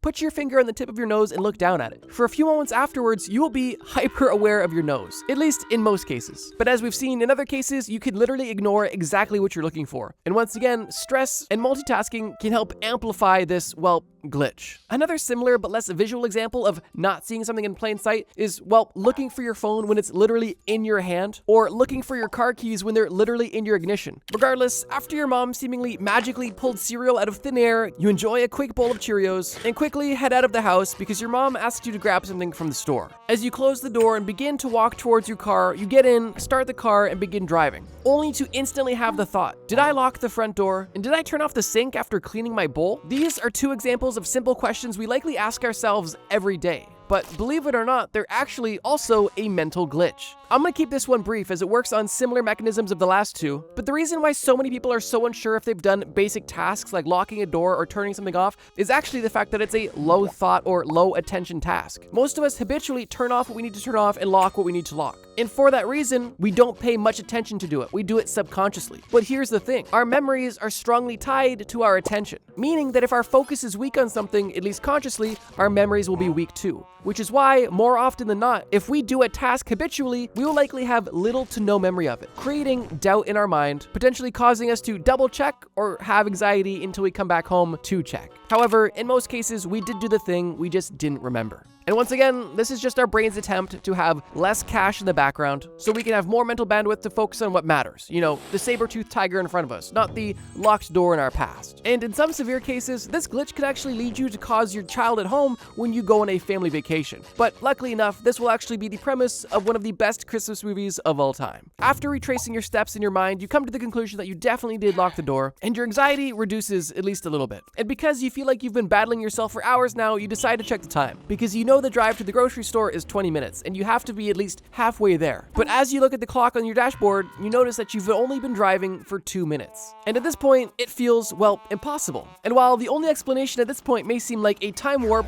in reality, you are experiencing, well, you guessed it, another glitch. This glitch being time dilation. And while this phenomenon is something most of us experience on a daily basis, I would argue most of us don't actually know how it works. There's a popular saying that goes, time flies when you're having fun. And honestly, that's kind of scientifically true. But also, the opposite is true. Time goes very slow when you're scared, and you just experienced that on your drive. Because of the anxiety of not remembering if you locked your door, your brain had to process more information per second than it would on average because you were trying to retrace your steps and try to remember exactly if you moved the knob or not. And because even though you were simply just driving down the road, due to the fact that you were so deep in thought thinking about locking the door or not, and the additional information you had to process to do so, your mind was creating denser memories, and for that reason, as you look back on that 2-minute drive you had, it feels like it was longer than it actually was. And that's because your brain indirectly measures time through attention, memory, and sensory input. Now, interestingly, on the contrast, when you are doing repetitive or enjoyable tasks that don't require a ton of thought, your mind is able to relax, and for that reason, time seems like it's simply flying by. But that's because you're not necessarily forming as many memories, and your perception of that time passed is, well, less. And this mechanism is extremely similar to why you forget if that door was even locked in the first place. And once again, this glitch is not a flaw or a sign of anything negative, it's simply a byproduct of your brain trying to be as efficient as possible. And sometimes it doesn't always get it right. And I guess the negative byproduct of this byproduct is that fun times seem to be really short and bad times seem to be really long. But in reality, they're just both your brain's perspective of them.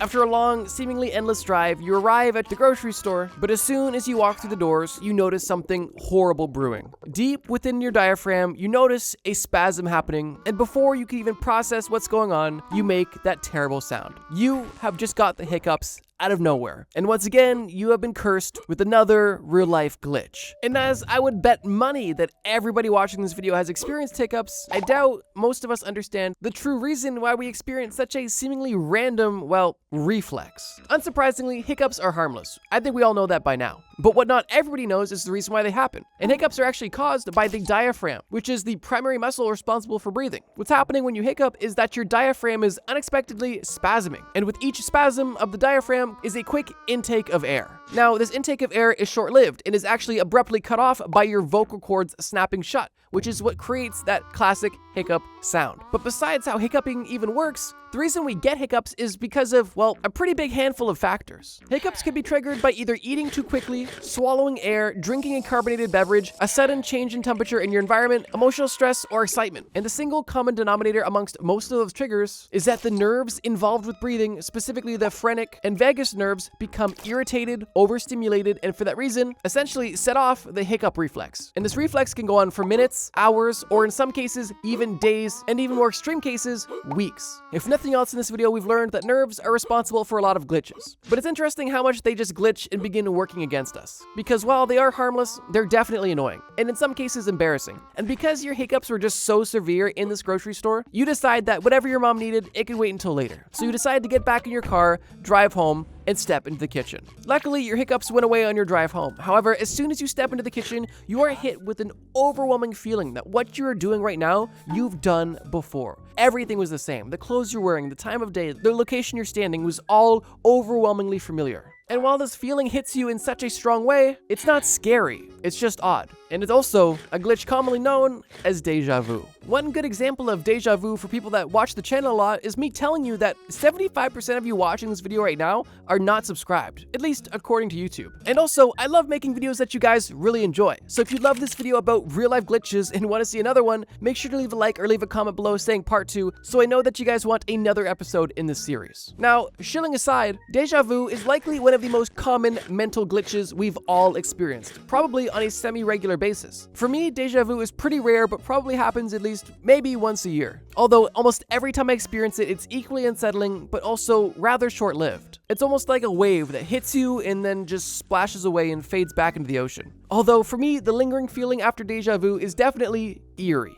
And what else is eerie about this glitch is the fact that there's no definitive reasoning for deja vu, at least as of yet. The leading explanation for deja vu right now is that deja vu happens when the brain processes the same information in two slightly different ways. And if that sounds confusing, well, just imagine information floating through your brain. But instead of information going through two different pathways at the same speed, information in pathway 1 is just slightly faster than information in pathway 2. As information from pathway 1 reaches the final destination faster than 2, by the time that the second information gets there as well, it perceives that second part of information not as complementary to the first, but as a recollection, if that makes sense. It's an interesting theory, but it's also not the only one. Another more simple theory for why deja vu happens is that our brain is literally just glitching out and swapping out the emotions for familiarity with recollection. And based off what we've learned about the brain so far in this video, that seems plausible. But because you've just had an awful day so far, you've been hungover all day, you've been experiencing endless glitches, and your head is pounding, you decide that your best bet now is to go to bed, catch a nap, rest, recover, hopefully sleep everything off, and end this endless streak of glitches, hopefully for this entire year. As you get as snug as a bug in a rug and begin to once again drift off into dreamland, you fortunately avoid the hypnic jerk and successfully fall into sleep.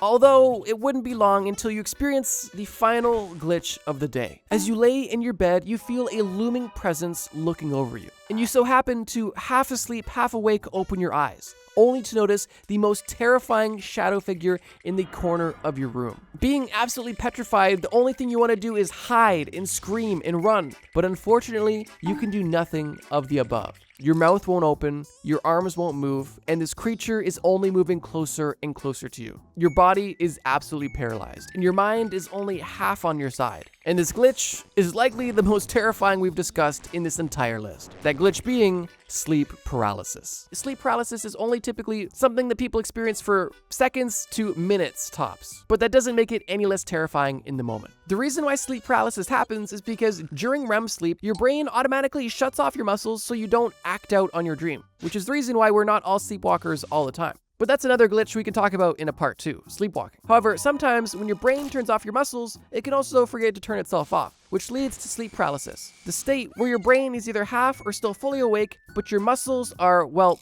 paralyzed, leaving you in a very awkward and scary situation. Although, fortunately, it's not dangerous, or a sign of any mental illness or demonic possession. Sleep paralysis is more likely to occur if you've experienced sleep deprivation, irregular sleep schedules, high stress, or, interestingly, sleeping on your back. But in every case of sleep paralysis, your body will figure itself out, albeit with a bit of discomfort to your psyche, especially if you're experiencing, well, shadowy hallucinations. Luckily for you, as this shadow demon crawled onto your bed, it noticed your extremely crispy and crunchy bed sheets and decided that you were the real demon here, and it disappeared. And as that fog lifted and your fear was gone, you were able to truly go to bed and end this very glitchful day, hoping that the next day would be better. The craziest battles in human history. No, not epic rap battles of history, the craziest battles of history. In this video, I'm going to discuss battles that were crazy and undoubtedly had an impact on history. Let's get started. The year is 1204 AD.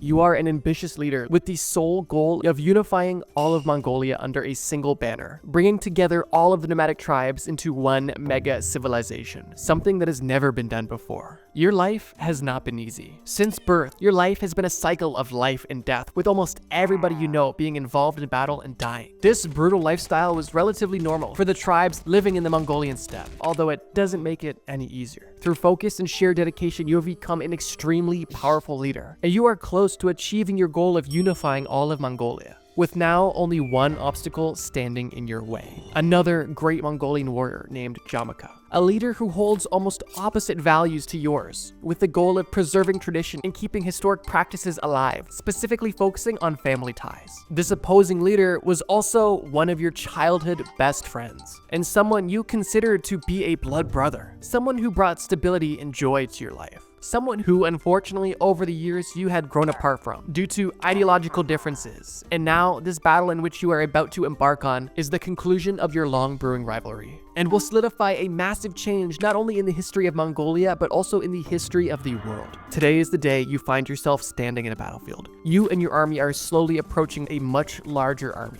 an army that is led by Jamaka. It's hard to not feel confident when you have an army of 66,000 trained warriors. However, when your enemy outnumbers you by multiples, you need to get creative. While your army begins to approach the army of the enemy, you signal your army to spread out as wide as possible, not only to make your army appear larger than it is, but also to subconsciously encourage the enemy army to do the exact same. As the armies approach closer and closer, you have two extremely long lines of warriors headed directly at each other. And all of a sudden, you signal your entire army with the blow of a horn, a signal you taught them months prior. And at that point, your army collapses from a long army into a narrow, almost arrow formation penetrating the enemy line. This strategy was extremely effective and almost instantly shattered any strategy that Jamaka's army had, and now they are clueless in trying to pick up the pieces. During this bloodshed and confusion, the leaders of the opposing force, including Jamaka, fled, leaving their soldiers essentially abandoned. And it was at this point when you and your army killed who you had to and capture all who were willing to submit. As the sun sets and the dust settles, you reflect on the epic battle that you just embarked on, now with an army that is double the size that you started with. And due to this battle, you are well on your way to unifying the Mongolian people, the goal that started this entire battle in the beginning. And this long-lasting feud with Jamaka, your ex-childhood best friend and current arch-nemesis. The outcome of this battle and unified people led to a seemingly unstoppable army, and the victor of the Battle of the 13 Sides. And what you and your army would go on to achieve would become known as the largest contiguous army in all of human history. And you, who formerly would be known as Temujin, would go on to solidify your name as Genghis Khan. For me, this battle is crazy for a lot of reasons. Not only is it the story of a modest army literally dividing and conquering a much larger army, but it also is essentially the origin story of Genghis Khan, at least as we know him today. Obviously, his younger self, Temujin, has a super interesting and long backstory as well, but that's beyond the scope of this video, specifically about epic battles. And with the birth of Genghis Khan and this new unified Mongolia, we also see the birth of the Mongolian Empire, which, like I mentioned, is the largest contiguous empire in all of history. At its peak, the Mongol Empire ruled over 23.5 million square kilometers of land, or just under 10 million square miles of land, which is insane. Starting with just one man from humble beginnings in the foothills of Mongolia to conquering almost all of Asia and even parts of Europe and the Middle East. For better or for worse, Genghis Khan and the Mongol Empire was a force to be reckoned with. And the Battle of the 13 Sides was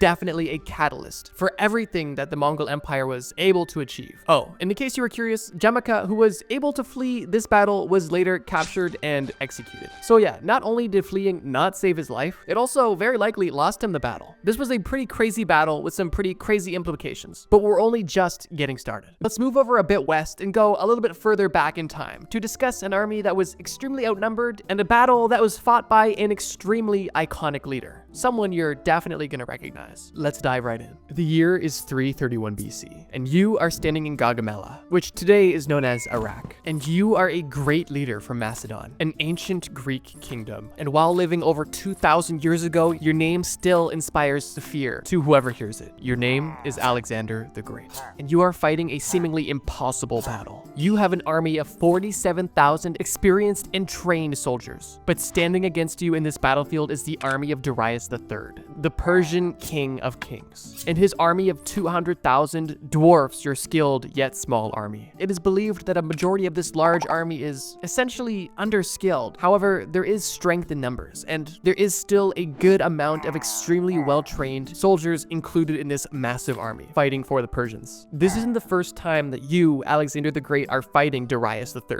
However, this battle that we are about to begin is likely the craziest and most important. Previous to this war, you were already campaigning in the Persians' territory to conquer Persia, and obviously Darius was unhappy about this. But with your unwavering dedication to conquer the Persian land, it was only a matter of time until this battle between you and Darius took place. The last battle that you had with Darius 2 years prior, you were victorious in, although Darius was able to escape. And that is something that you're unsatisfied with. And due to the massive size of the Persian Empire, over that 2-year span, Darius was able to reclaim and rebuild an entirely new army, which is exactly who you are fighting today. The battle begins, and the Persian army sends hundreds of chariots directly at your infantry units. The light infantry units were able to bombard the Persian chariots with bows and arrows, slowing them down and weakening their numbers, to the point that when the chariots approached the units further back in your army, they were already significantly damaged. Interestingly, the chariots that were able to survive were able to not only approach your army, but also pass your army and get behind them. But instead of exploiting this vulnerable position that they had just exposed, they instead decided to make a run to your base camp to loot it, which was definitely short-sighted because this led the army much weaker than it needed to be. Like, just imagine you're standing there, you see horses and chariots essentially rushing your position, and as you're huddled there behind your sword and shield, all you hear is the horse running at you and then running by you. And then you turn around and look and you see that they're still going and still going. Now that the Persians' front line was distracted and essentially gone, their army's lack of experience was exposed, and so was their king. And it was at that point when you and your army go for the kill. You and your top soldiers approach King Darius directly, head on. And as you slaughter his army to get closer and closer to him, you notice that he not only steps back, but begins to retreat. Now, unfortunately, as much as you likely wanted to chase him down and execute him yourself, you simply weren't able to, and it was not strategic. However, the retreat of the Persian king led to a mass retreat of the Persian army, completely eliminating their number advantage. Of course, you still had work to do eliminating the soldiers that were able to get past your defenses initially, but at this point, your victory was already secured. With King Darius III nowhere to be found, and the majority of the army eliminated or also on the run, you now had free reign to achieve your goal of conquering the Persian Empire, after ending up victorious in the Battle of Gaugamela. The one battle that ended the Persian Empire, a battle that undoubtedly had a large impact on human history, as Alexander was able to go on and spread Greek ideals and culture across the, at that point, known world. It just makes you think, what if Alexander the Great had lost that battle? I knew I had to put these two stories next to each other just because of, at least to me, the similarities that they had. First of all, being the underdog story, having a much smaller army but still coming out victorious. Secondly, both of these battles involving iconic historic leaders, for better or for worse. And the fact that both of these battles ended in a significant impact on the course of history. Alexander the Great and King Darius definitely weren't childhood best friends, but during this battle, they were definitely mortal enemies. And if you look into some of the other battles that they had previously, it'd be pretty obvious to know why. A small example would be the previous battle they had before this battle of Gaugamel, known as the Battle of Isius, ended with a loss for King Darius, but also the capture of his wife, his mother, and his 2 daughters, and the control of southern Asia, specifically modern-day Turkey. So yeah, for the Battle of Gaugamel, King Darius was definitely coming back for blood, and I think that's kind of shown by the army of literally over 200,000 soldiers, at least estimated. But yeah, I just find this battle so crazy, and despite being heavily outnumbered, the army of the Macedon emerged victorious due due to its obviously superior tactics and pretty clever use of its troops. Whether this was good or bad, I have no input on. I'm referencing these from a historical matter. That being said, let's move on to our next battle. The year is 202 BC. You are currently the most popular living man in Rome, and after campaigning in Spain and coming back to Rome, you, while technically ineligible, become the governor of Sicily, which is a huge deal. And you are at the tail end of the Second Punic War, a war between two extremely powerful ancient civilizations, Rome and Carthage. Carthage was a city in North Africa, and they were inspired by Rome and wanted to control trade and land, just like Rome did. The most famous person from Carthage was a man named Hannibal,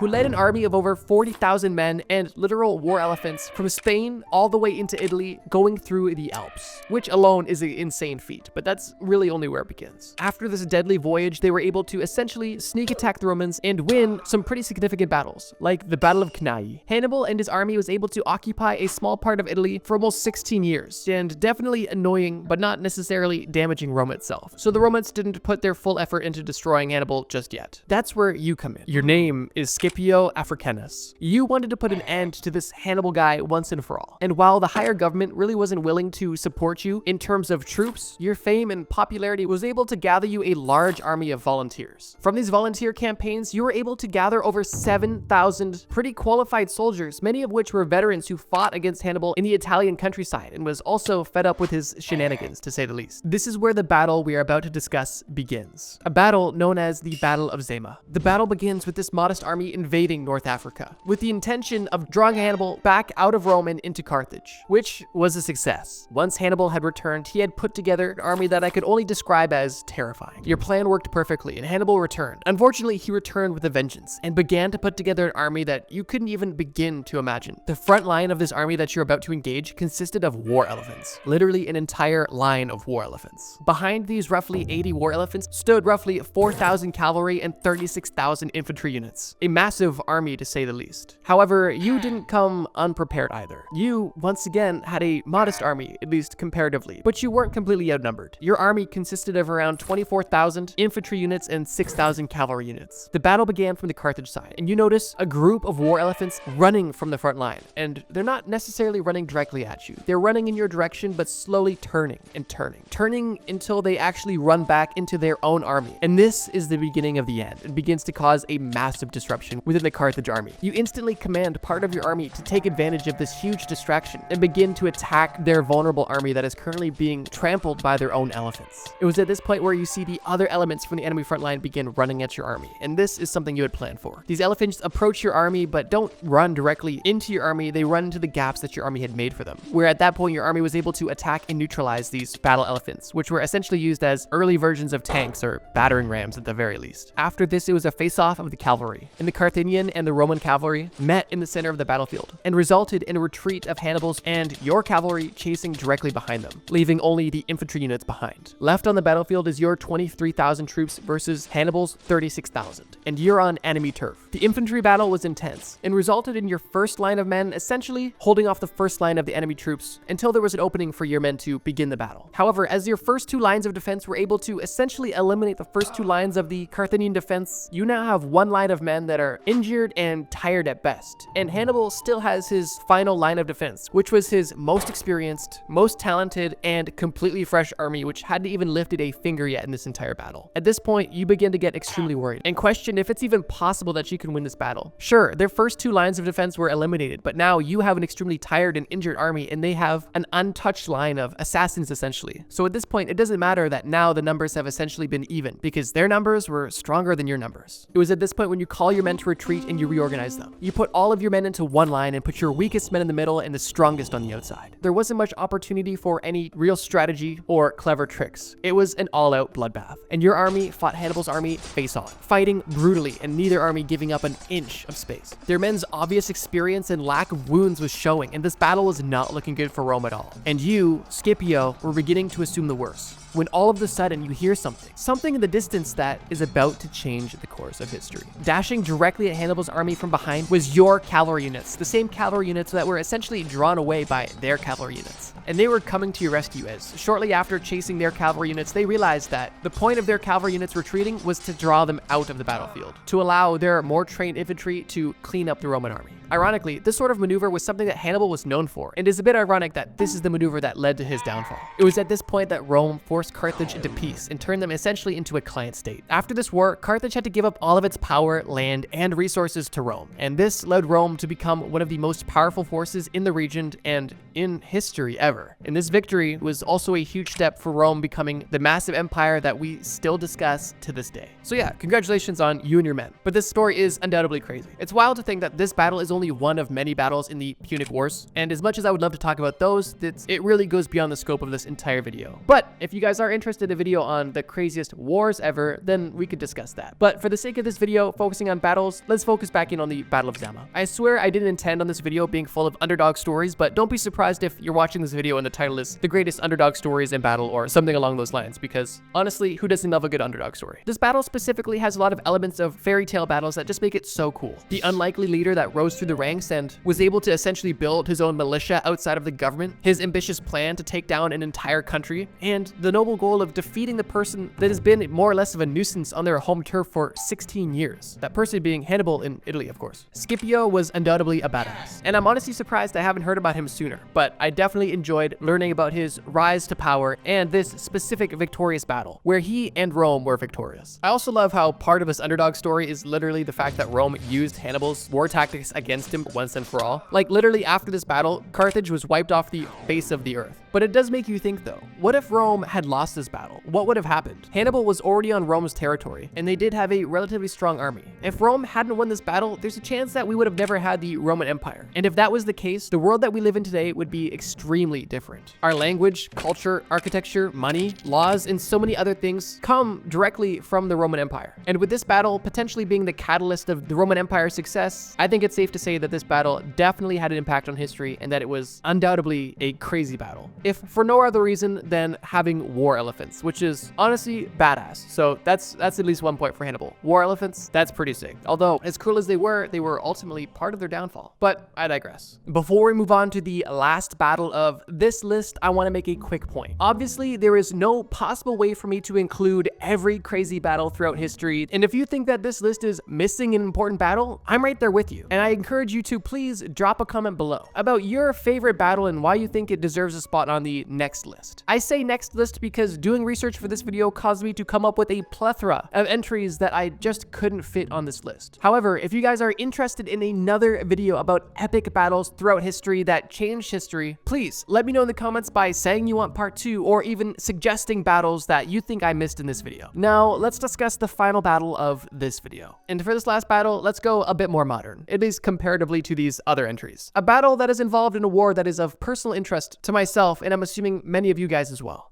The year is 1943, and you are a soldier for the Soviet Union, fighting under a man named Joseph Stalin, a person who is not a good person, but he's a better boss than the enemy you're fighting against. This is the Battle of Stalingrad. As a soldier in Stalingrad, you are informed that Germany is planning not only an attack, but a complete takeover of Stalingrad, and over 200,000 Soviet men were sent to slow Germany's advance. All 200,000 of those men died trying to slow Germany's advance. After hearing reports of those men losing their life and the German advance still heading your way, morale was beginning to slip. And before you could even think about what the next plan would be, you hear something from above. It's a German Luftwaffe, a fire attack dropping bombs all over Stalingrad, making a majority of the city rubble and dust. You and your remaining comrades brace for impact as you know that this is only the beginning of a battle, not the end. And soon, you see a German army advance on your position, a position that is extremely compromised. For months, the Germans essentially flooded the destroyed city to continue the battle, and this pile of rubble essentially went from a town to a meat grinder. With things beginning to look even more bleak, if that was even possible, the Soviets had one more trick up their sleeve, and the timing couldn't have been any better. It was a Soviet winter. It was also at this point when the Soviets had come up with the plan to not face the Germans head on, but to try to surround them, which they were successfully able to do, and you and your comrades were able to not only eliminate German soldiers, but circle them, closing them off from any sort of resupplies, which was extremely deadly, as now the Germans were standing in the rubble that they had created, surrounded by Soviets, with absolutely no way of gaining new supplies, or at this point, even intelligence. And with winter arriving, this German army, which was abandoned by Hitler, was left to essentially wither away. Many of these German soldiers froze to death or simply died due to starvation. After enough time had gone on where you and your troops believed believe that the Germans had to have been snuffed out, you and a group of comrades go to revisit Stalingrad one last time, preparing for a battle, but not sure what you were going to see. Walking through the rubble, you see only emaciated, dead German soldiers and realize that this was successful. And the Soviet victory of this battle was a huge landmark in the downfall of Nazi Germany. It wasn't the final nail in the coffin, but it was one of the first nails in the coffin, for sure. So yeah, not only was this battle extremely deadly, disgusting, and more brutal than we could probably ever even imagine, it's on this list for two reasons. One, obviously because of the historical impact, and two, because of the sheer numbers. The Battle of Stalingrad is not only one of the deadliest and biggest battles in World War II, but also one of the deadliest and biggest battles of all time. And for that reason, I definitely thought I would talk about it in this video. If you know anything about World War II, then you know that the Soviets paid a massive price for their efforts in World War II, in the form of tens of millions of their soldiers. And while their efforts were extremely helpful in defeating the Germans, it did come with that human cost. And this battle is a great example of that.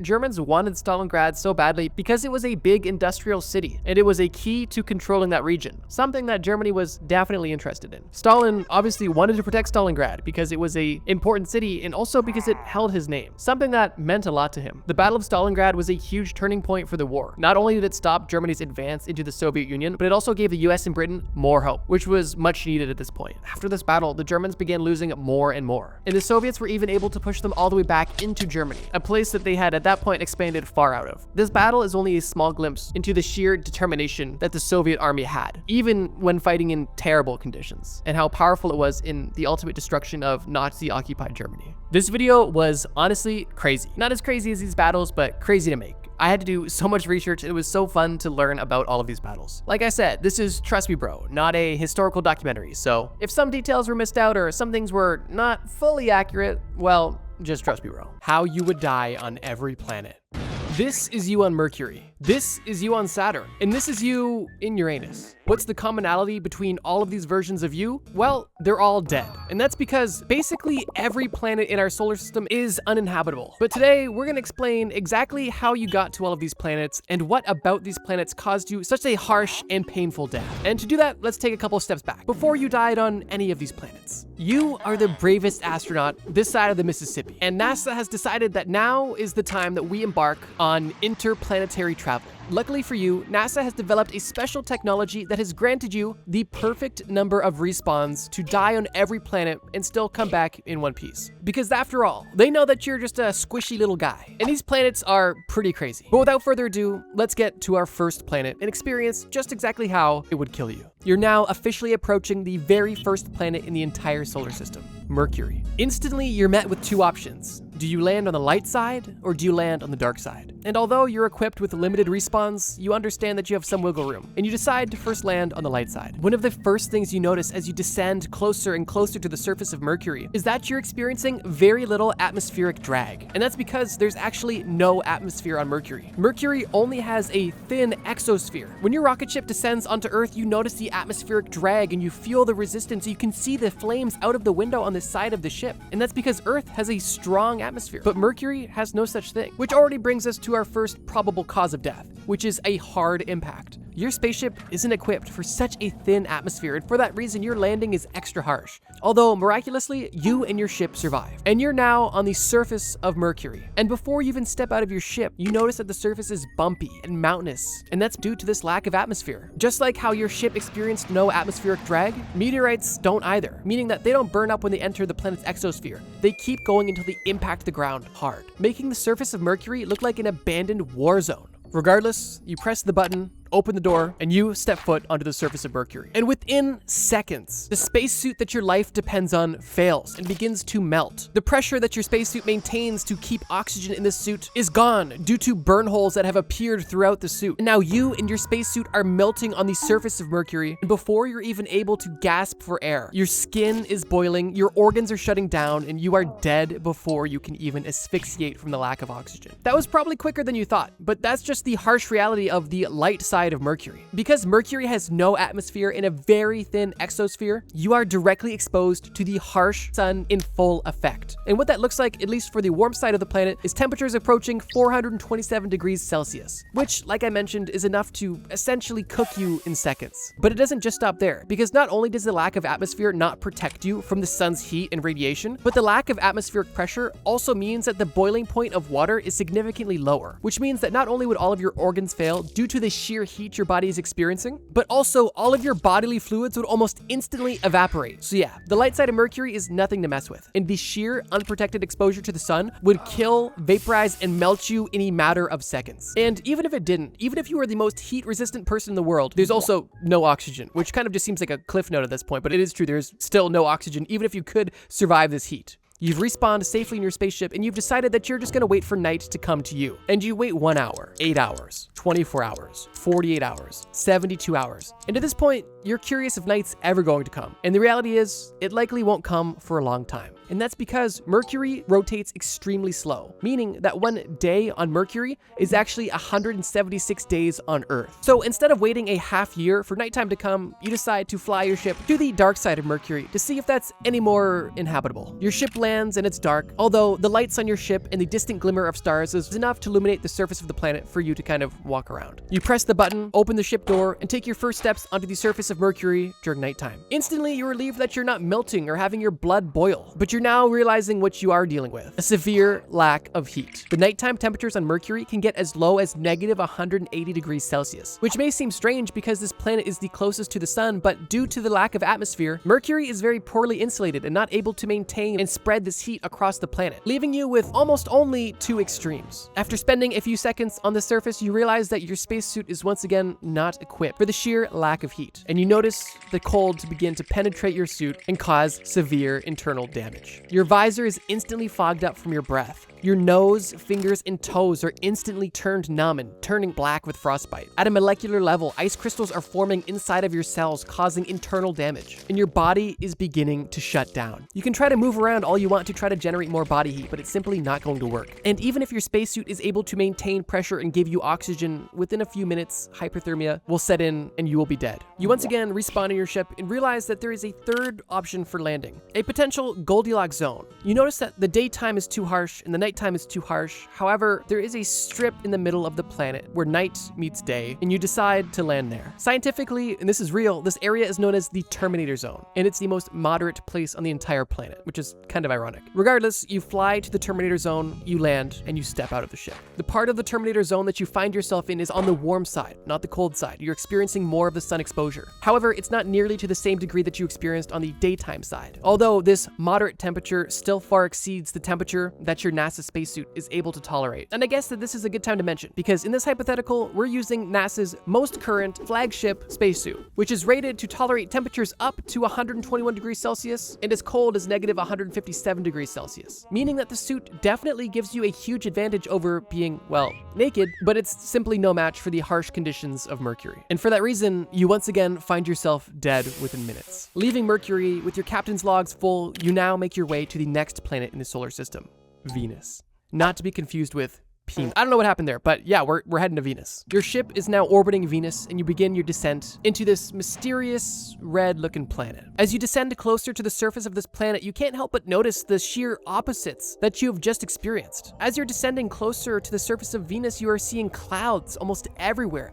Thick clouds at that. It's almost like a dark fog, and the closer you get to the surface of Venus, the darker things have become, which in contrast to Mercury is total night and day, because Mercury had no atmosphere, meaning no clouds, no air resistance, nothing. Venus, on the other hand, has an abundance of air pressure, meaning that your landing is relatively easy and light. But the pleasantries of Venus are about to end. Your ship gently lands on the surface and almost instantly begins to make creaking noises. These are noises you haven't yet heard from your ship, but you continue on. You press the button, open the bay door, and step onto the surface of Venus, where you're met with familiar and extremely unfamiliar problems. The first familiar problem is the extreme heat. The surface of Venus is actually hotter than the surface of Mercury, reaching temperatures of 464 degrees Celsius, which is hot enough to melt lead. And because of this, like on Mercury, the integrity of your suit is compromised, you have lost all air, your skin is melting, your liquids are evaporating, and you are dead within seconds. But let's just say, hypothetically, if your suit was able to handle this amount of heat, well, you wouldn't last much longer at all. And that's because Venus has a very unique atmosphere. Atmospheric pressure is sometimes calculated in bar. And for example, on Earth at sea level, the atmospheric pressure is 1 bar. If you've ever seen a watch that's waterproof, it might say 5 bar or something along those lines, and that just means it can tolerate higher pressure from being underwater. Well, the atmospheric pressure on Venus is 92 bar, meaning that its atmosphere is 92 times denser than Earth's. So even though Venus is a similar size to Earth and the gravity you would experience on this planet is relatively similar, because of the sheer atmospheric pressure, as soon as you step foot on this planet, your body would almost instantly collapse. This amount of atmospheric pressure is almost equivalent to being 1.6 kilometers under the ocean. But not only would movement be extremely hard and your body would even struggle to stand, but the sheer amount of pressure would also instantly rupture your eardrums and force all of the air out of your lungs. And if those things for some reason didn't kill you, the collapsing of all of your blood vessels definitely would. And as your dead body lays on the surface of Venus, it begins to rain. But this rain isn't any regular rain. This rain from the clouds that you saw is sulfuric acid, which at this point is basically just adding insult to injury. Because not only does your body essentially instantly vaporize, but it's also crushed and then melted by the acidic rain and fog that exists almost everywhere on this hellish planet. There's no Goldilocks zone or Terminator zone or good zone on Venus. It's all a thick fog of acid, extreme heat, extreme pressure, and it's extremely not fun. You respawn on your ship moments before the structural integrity of that collapses, and you begin your journey to your next planet.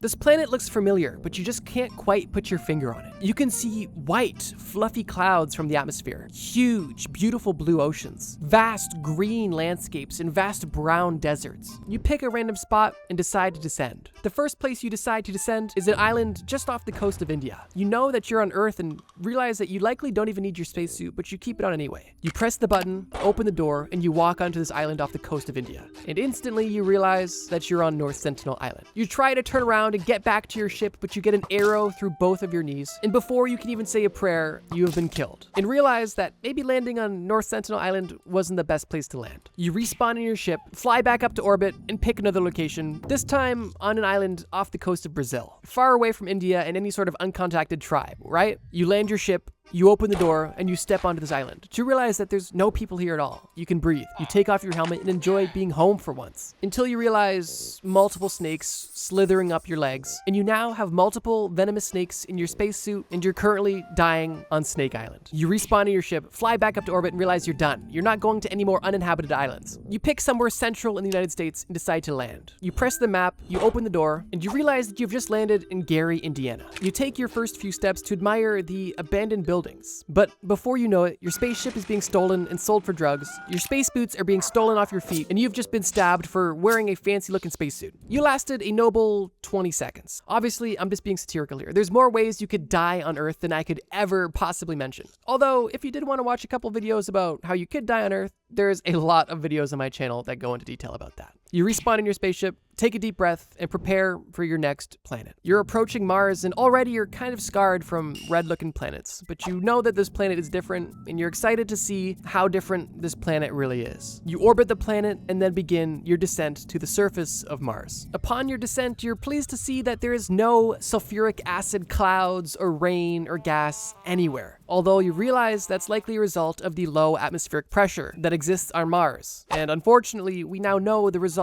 of low atmospheric pressure. You have another harsh landing due to the lack of air resistance, and after the reddish dust settles from your impact, you open the door and take your first steps onto the surface of Mars. It's daytime, and you're pleasantly surprised because the temperature is extremely moderate. During the daytime, the temperature of Mars only gets to around 20 degrees Celsius, which is comfortable. Because of the distance that we now are from the sun, the temperature is not nearly as severe as it was on Mercury. However, there is still a big difference with the lack of atmosphere, and it's kind of twofold. The first issue is the radiation from the sun is still strong, 40 to 50 times stronger than it is on the Earth, which is concerning. And also, when nighttime comes and the heat from the sun is no longer available, the temperatures can get as cold as negative 153 degrees Celsius, which would kill you in a similar fashion as to what we explained before. But because we know how you would die on an extremely cold planet, and because you landed during the daytime on Mars, let's just discuss this situation. You're on the surface of Mars, the temperature is pleasant, and so far, things are looking good. Mars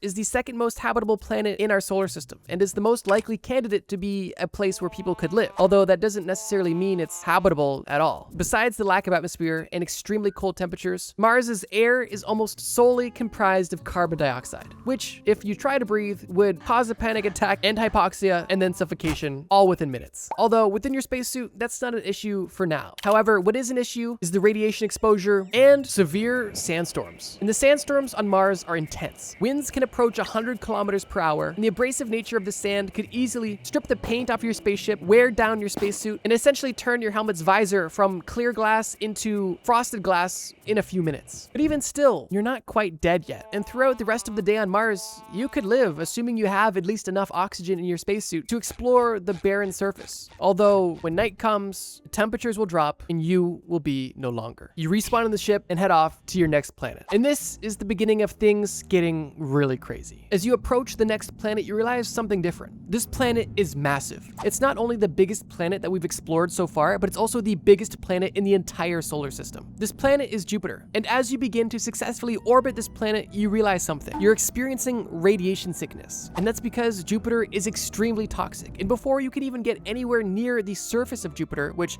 we'll discuss that in a second, you are going to be feeling the effects of the extreme radiation that comes from this toxic planet. But assuming you and your suit are built different, you begin your descent into the planet of Jupiter. One of the first things that you're going to experience is the strange upper clouds. They're not made of sulfuric acid like on Venus. These clouds are lighter in color and composed of water vapor and ammonia. The temperature that we're already experiencing on the descent is already more than our suit can handle. But you're still in your ship and you're still safe for now. So you continue to descend. You notice things similar to Venus begin to get darker and darker, but more intensely than it did on Venus. And with that, you're also noticing that your ship is creaking, similar to what it did on Venus, meaning that the atmospheric pressure is getting intense. You would think that with Jupiter being so massive, its gravitational forces would be huge as well, but Jupiter's gravity is only about 2.4 times stronger than the gravity we experience here on Earth. As your descent continues and you're looking out the window, it's nearly pitch black and you can't see anything. Light isn't able to make it this deep onto the planet, and the pressure is getting intense. Even just 50 kilometers into the planet of Jupiter will have you experiencing pressure equivalent to around 1,000 bar. Keep in mind, the pressure on Venus was 92 bar. You're only 50 kilometers into Jupiter, and you're experiencing 1,000 bar pressure. Now, if you weren't in your indestructible ship, you would have frozen and been crushed into a ball long ago. But because you're in your ship, you're still continuing further. As the pressure increases and as you go deeper and deeper into the planet of Jupiter, one thing that you notice is peculiar is that it's no longer cold. It's actually hot, really hot. You notice that the temperature gauge on the outside of the ship is over 1,000 degrees Celsius, which, if you were exposed to, would instantly vaporize you. But because you're in your ship, you're still safe and still continuing deeper into the planet. At this point, you're struggling to decide when you can even get out of the ship and if you can at all. Because at this point, you've experienced extreme cold, extreme pressure, extreme heat, and now you're experiencing extreme storms with winds up to 400 kilometers per hour. And there's still no sign of any solid surface for you to land your ship on. You notice your ship reach something. It's not ground, but it's a liquidy surface, and it's good enough for you. You press the button, open the spaceship door, you step onto this surface of metallic hydrogen where your feet essentially get stuck and your body is instantly crushed and melted before you can even process what happened. Jupiter's a bit of a tough one because the deeper you go, the more hypothetical you get. And right now, the kind of going theory is that there is a core of metallic hydrogen and other heavy metals in liquid form, potentially surrounding a solid core, but also potentially not. The pressure and temperatures at the core of Jupiter are unimaginably intense. And in the instance of this experiment, this is as deep as you're gonna go, because your mission was to find out how you would die on Jupiter,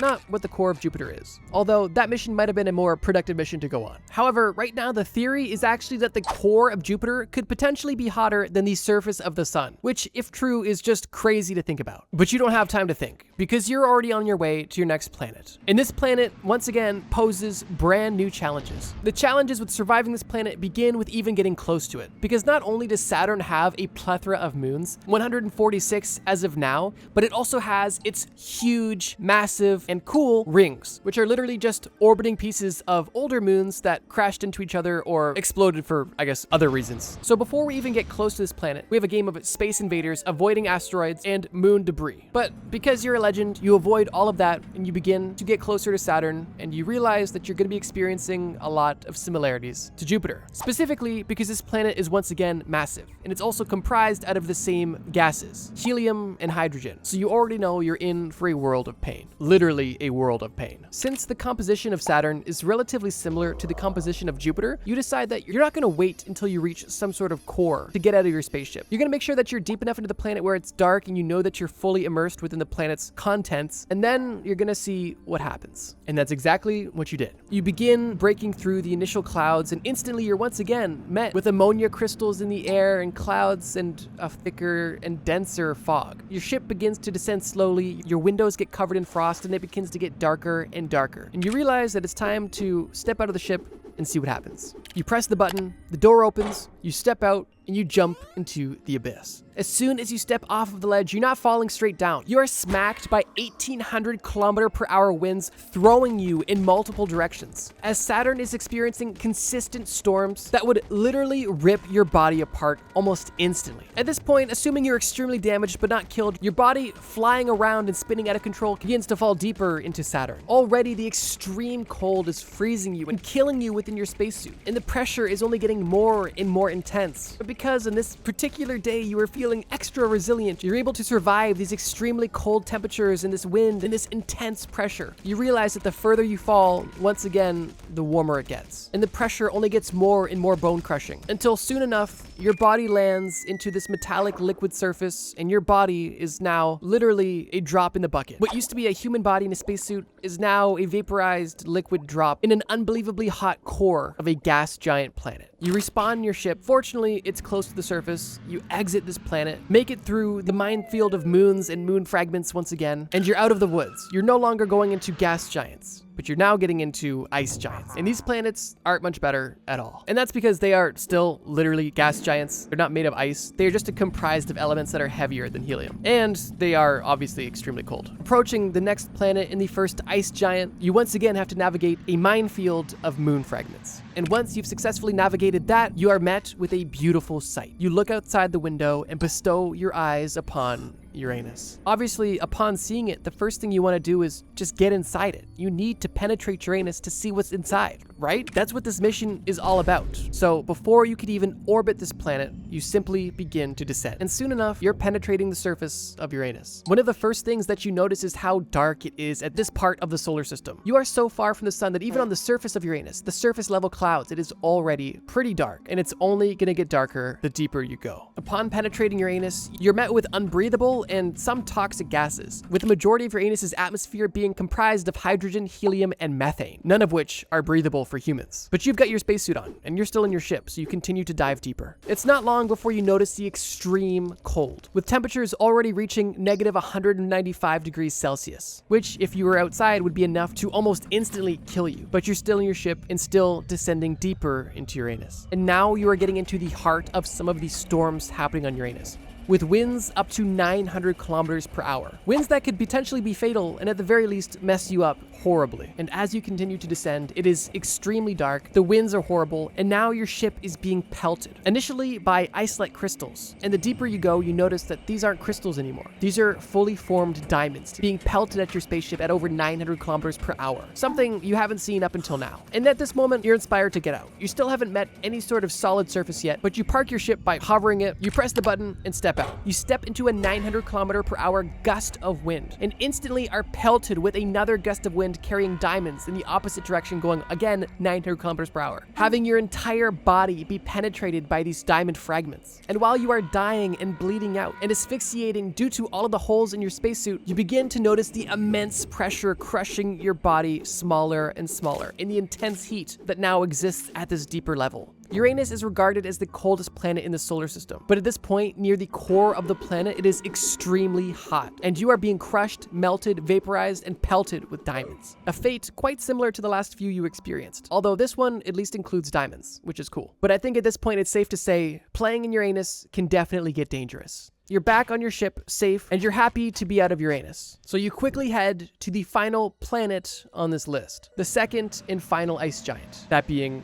Neptune. Now, I'll be honest, Neptune is extremely similar to Uranus as far as composition and what exactly would happen if you were to experience this planet. And because I can't make as many puns with this planet, I'm gonna keep this one relatively brief. Assuming you penetrate the surface of Neptune and decide to park the ship there and simply jump into the void, you would experience extremely cold temperatures, followed by extreme winds, and then rising temperatures and rising pressure until you are pelted by, once again, diamond rain, and then disintegrated into the darkness and abyss that is the core of Neptune. A story similar to the previous planets, but no less severe. Your death on Neptune, while instant, would be horrible. You respawn on your ship, and before heading back to Earth, you realize that you still have one respawn left. And because this is Trust Me Bro, and we're always extra, we decide to head to the forgotten planet of our lifetime. The dwarf planet that still exists in our solar system, but is no longer recognized as an official planet, and that would be Pluto. One of the first ways you could die in regards to Pluto is dying of boredom, because Pluto is so damn far away. But because we have Instagram Reels, you're able to entertain yourself for the entirety of the trip, and you are now orbiting the dwarf planet that nobody loves. You make your descent onto the surface of this planet, and you can only help but notice how small it is. It almost reminds you of the moon. But as you look back towards the sun, you notice something you haven't seen before. The sun, at this point, almost looks like a star in the distance. Sure, you can tell it's the sun, but it's at this point exceedingly small, and much smaller than it was when you were on Mercury. And speaking of Mercury, you notice once again that Pluto has almost no atmosphere, meaning that your landing was rough and you are in for some extremely strange experiences. Being this far from the sun means that it's dark and cold all of the time. And this is something that at this point you're just prepared for. You hit the button and step into negative 229 degrees Celsius temperatures, a temperature that you may notice is actually colder than liquid nitrogen. And because the surface of this planet is colder than liquid nitrogen, you would essentially experience what it would feel like to jump into a pool of liquid nitrogen. Any liquid on or around your body would instantly be boiled, and your skin would feel like it's almost burning. We've reached temperatures so cold they feel hot once again. Your skin would freeze, and all of your flesh, including your muscles, your fat, your everything, begin to turn into a frigid, hard solid. Every cell in your body would die and turn black, and your dark, mummified body would essentially live on as a statue on the surface of Pluto, literally frozen in time. And my only hope for you would be that you left yourself in a funny position, if you even had time to get there. And with that, you use your last respawn, you get back in your ship, and you head back to Earth. You have multiple logbooks full of your experience being documented, and once you return to NASA and hand in this information, they regretfully inform you that they appreciate you going on this trip, but they actually just developed a drone that could have done all of this. And the worst part is, they actually developed it before you left. But because you seemed so excited about going, they didn't want to break your spirit, so they let you go anyway. But at least you got to play in Uranus.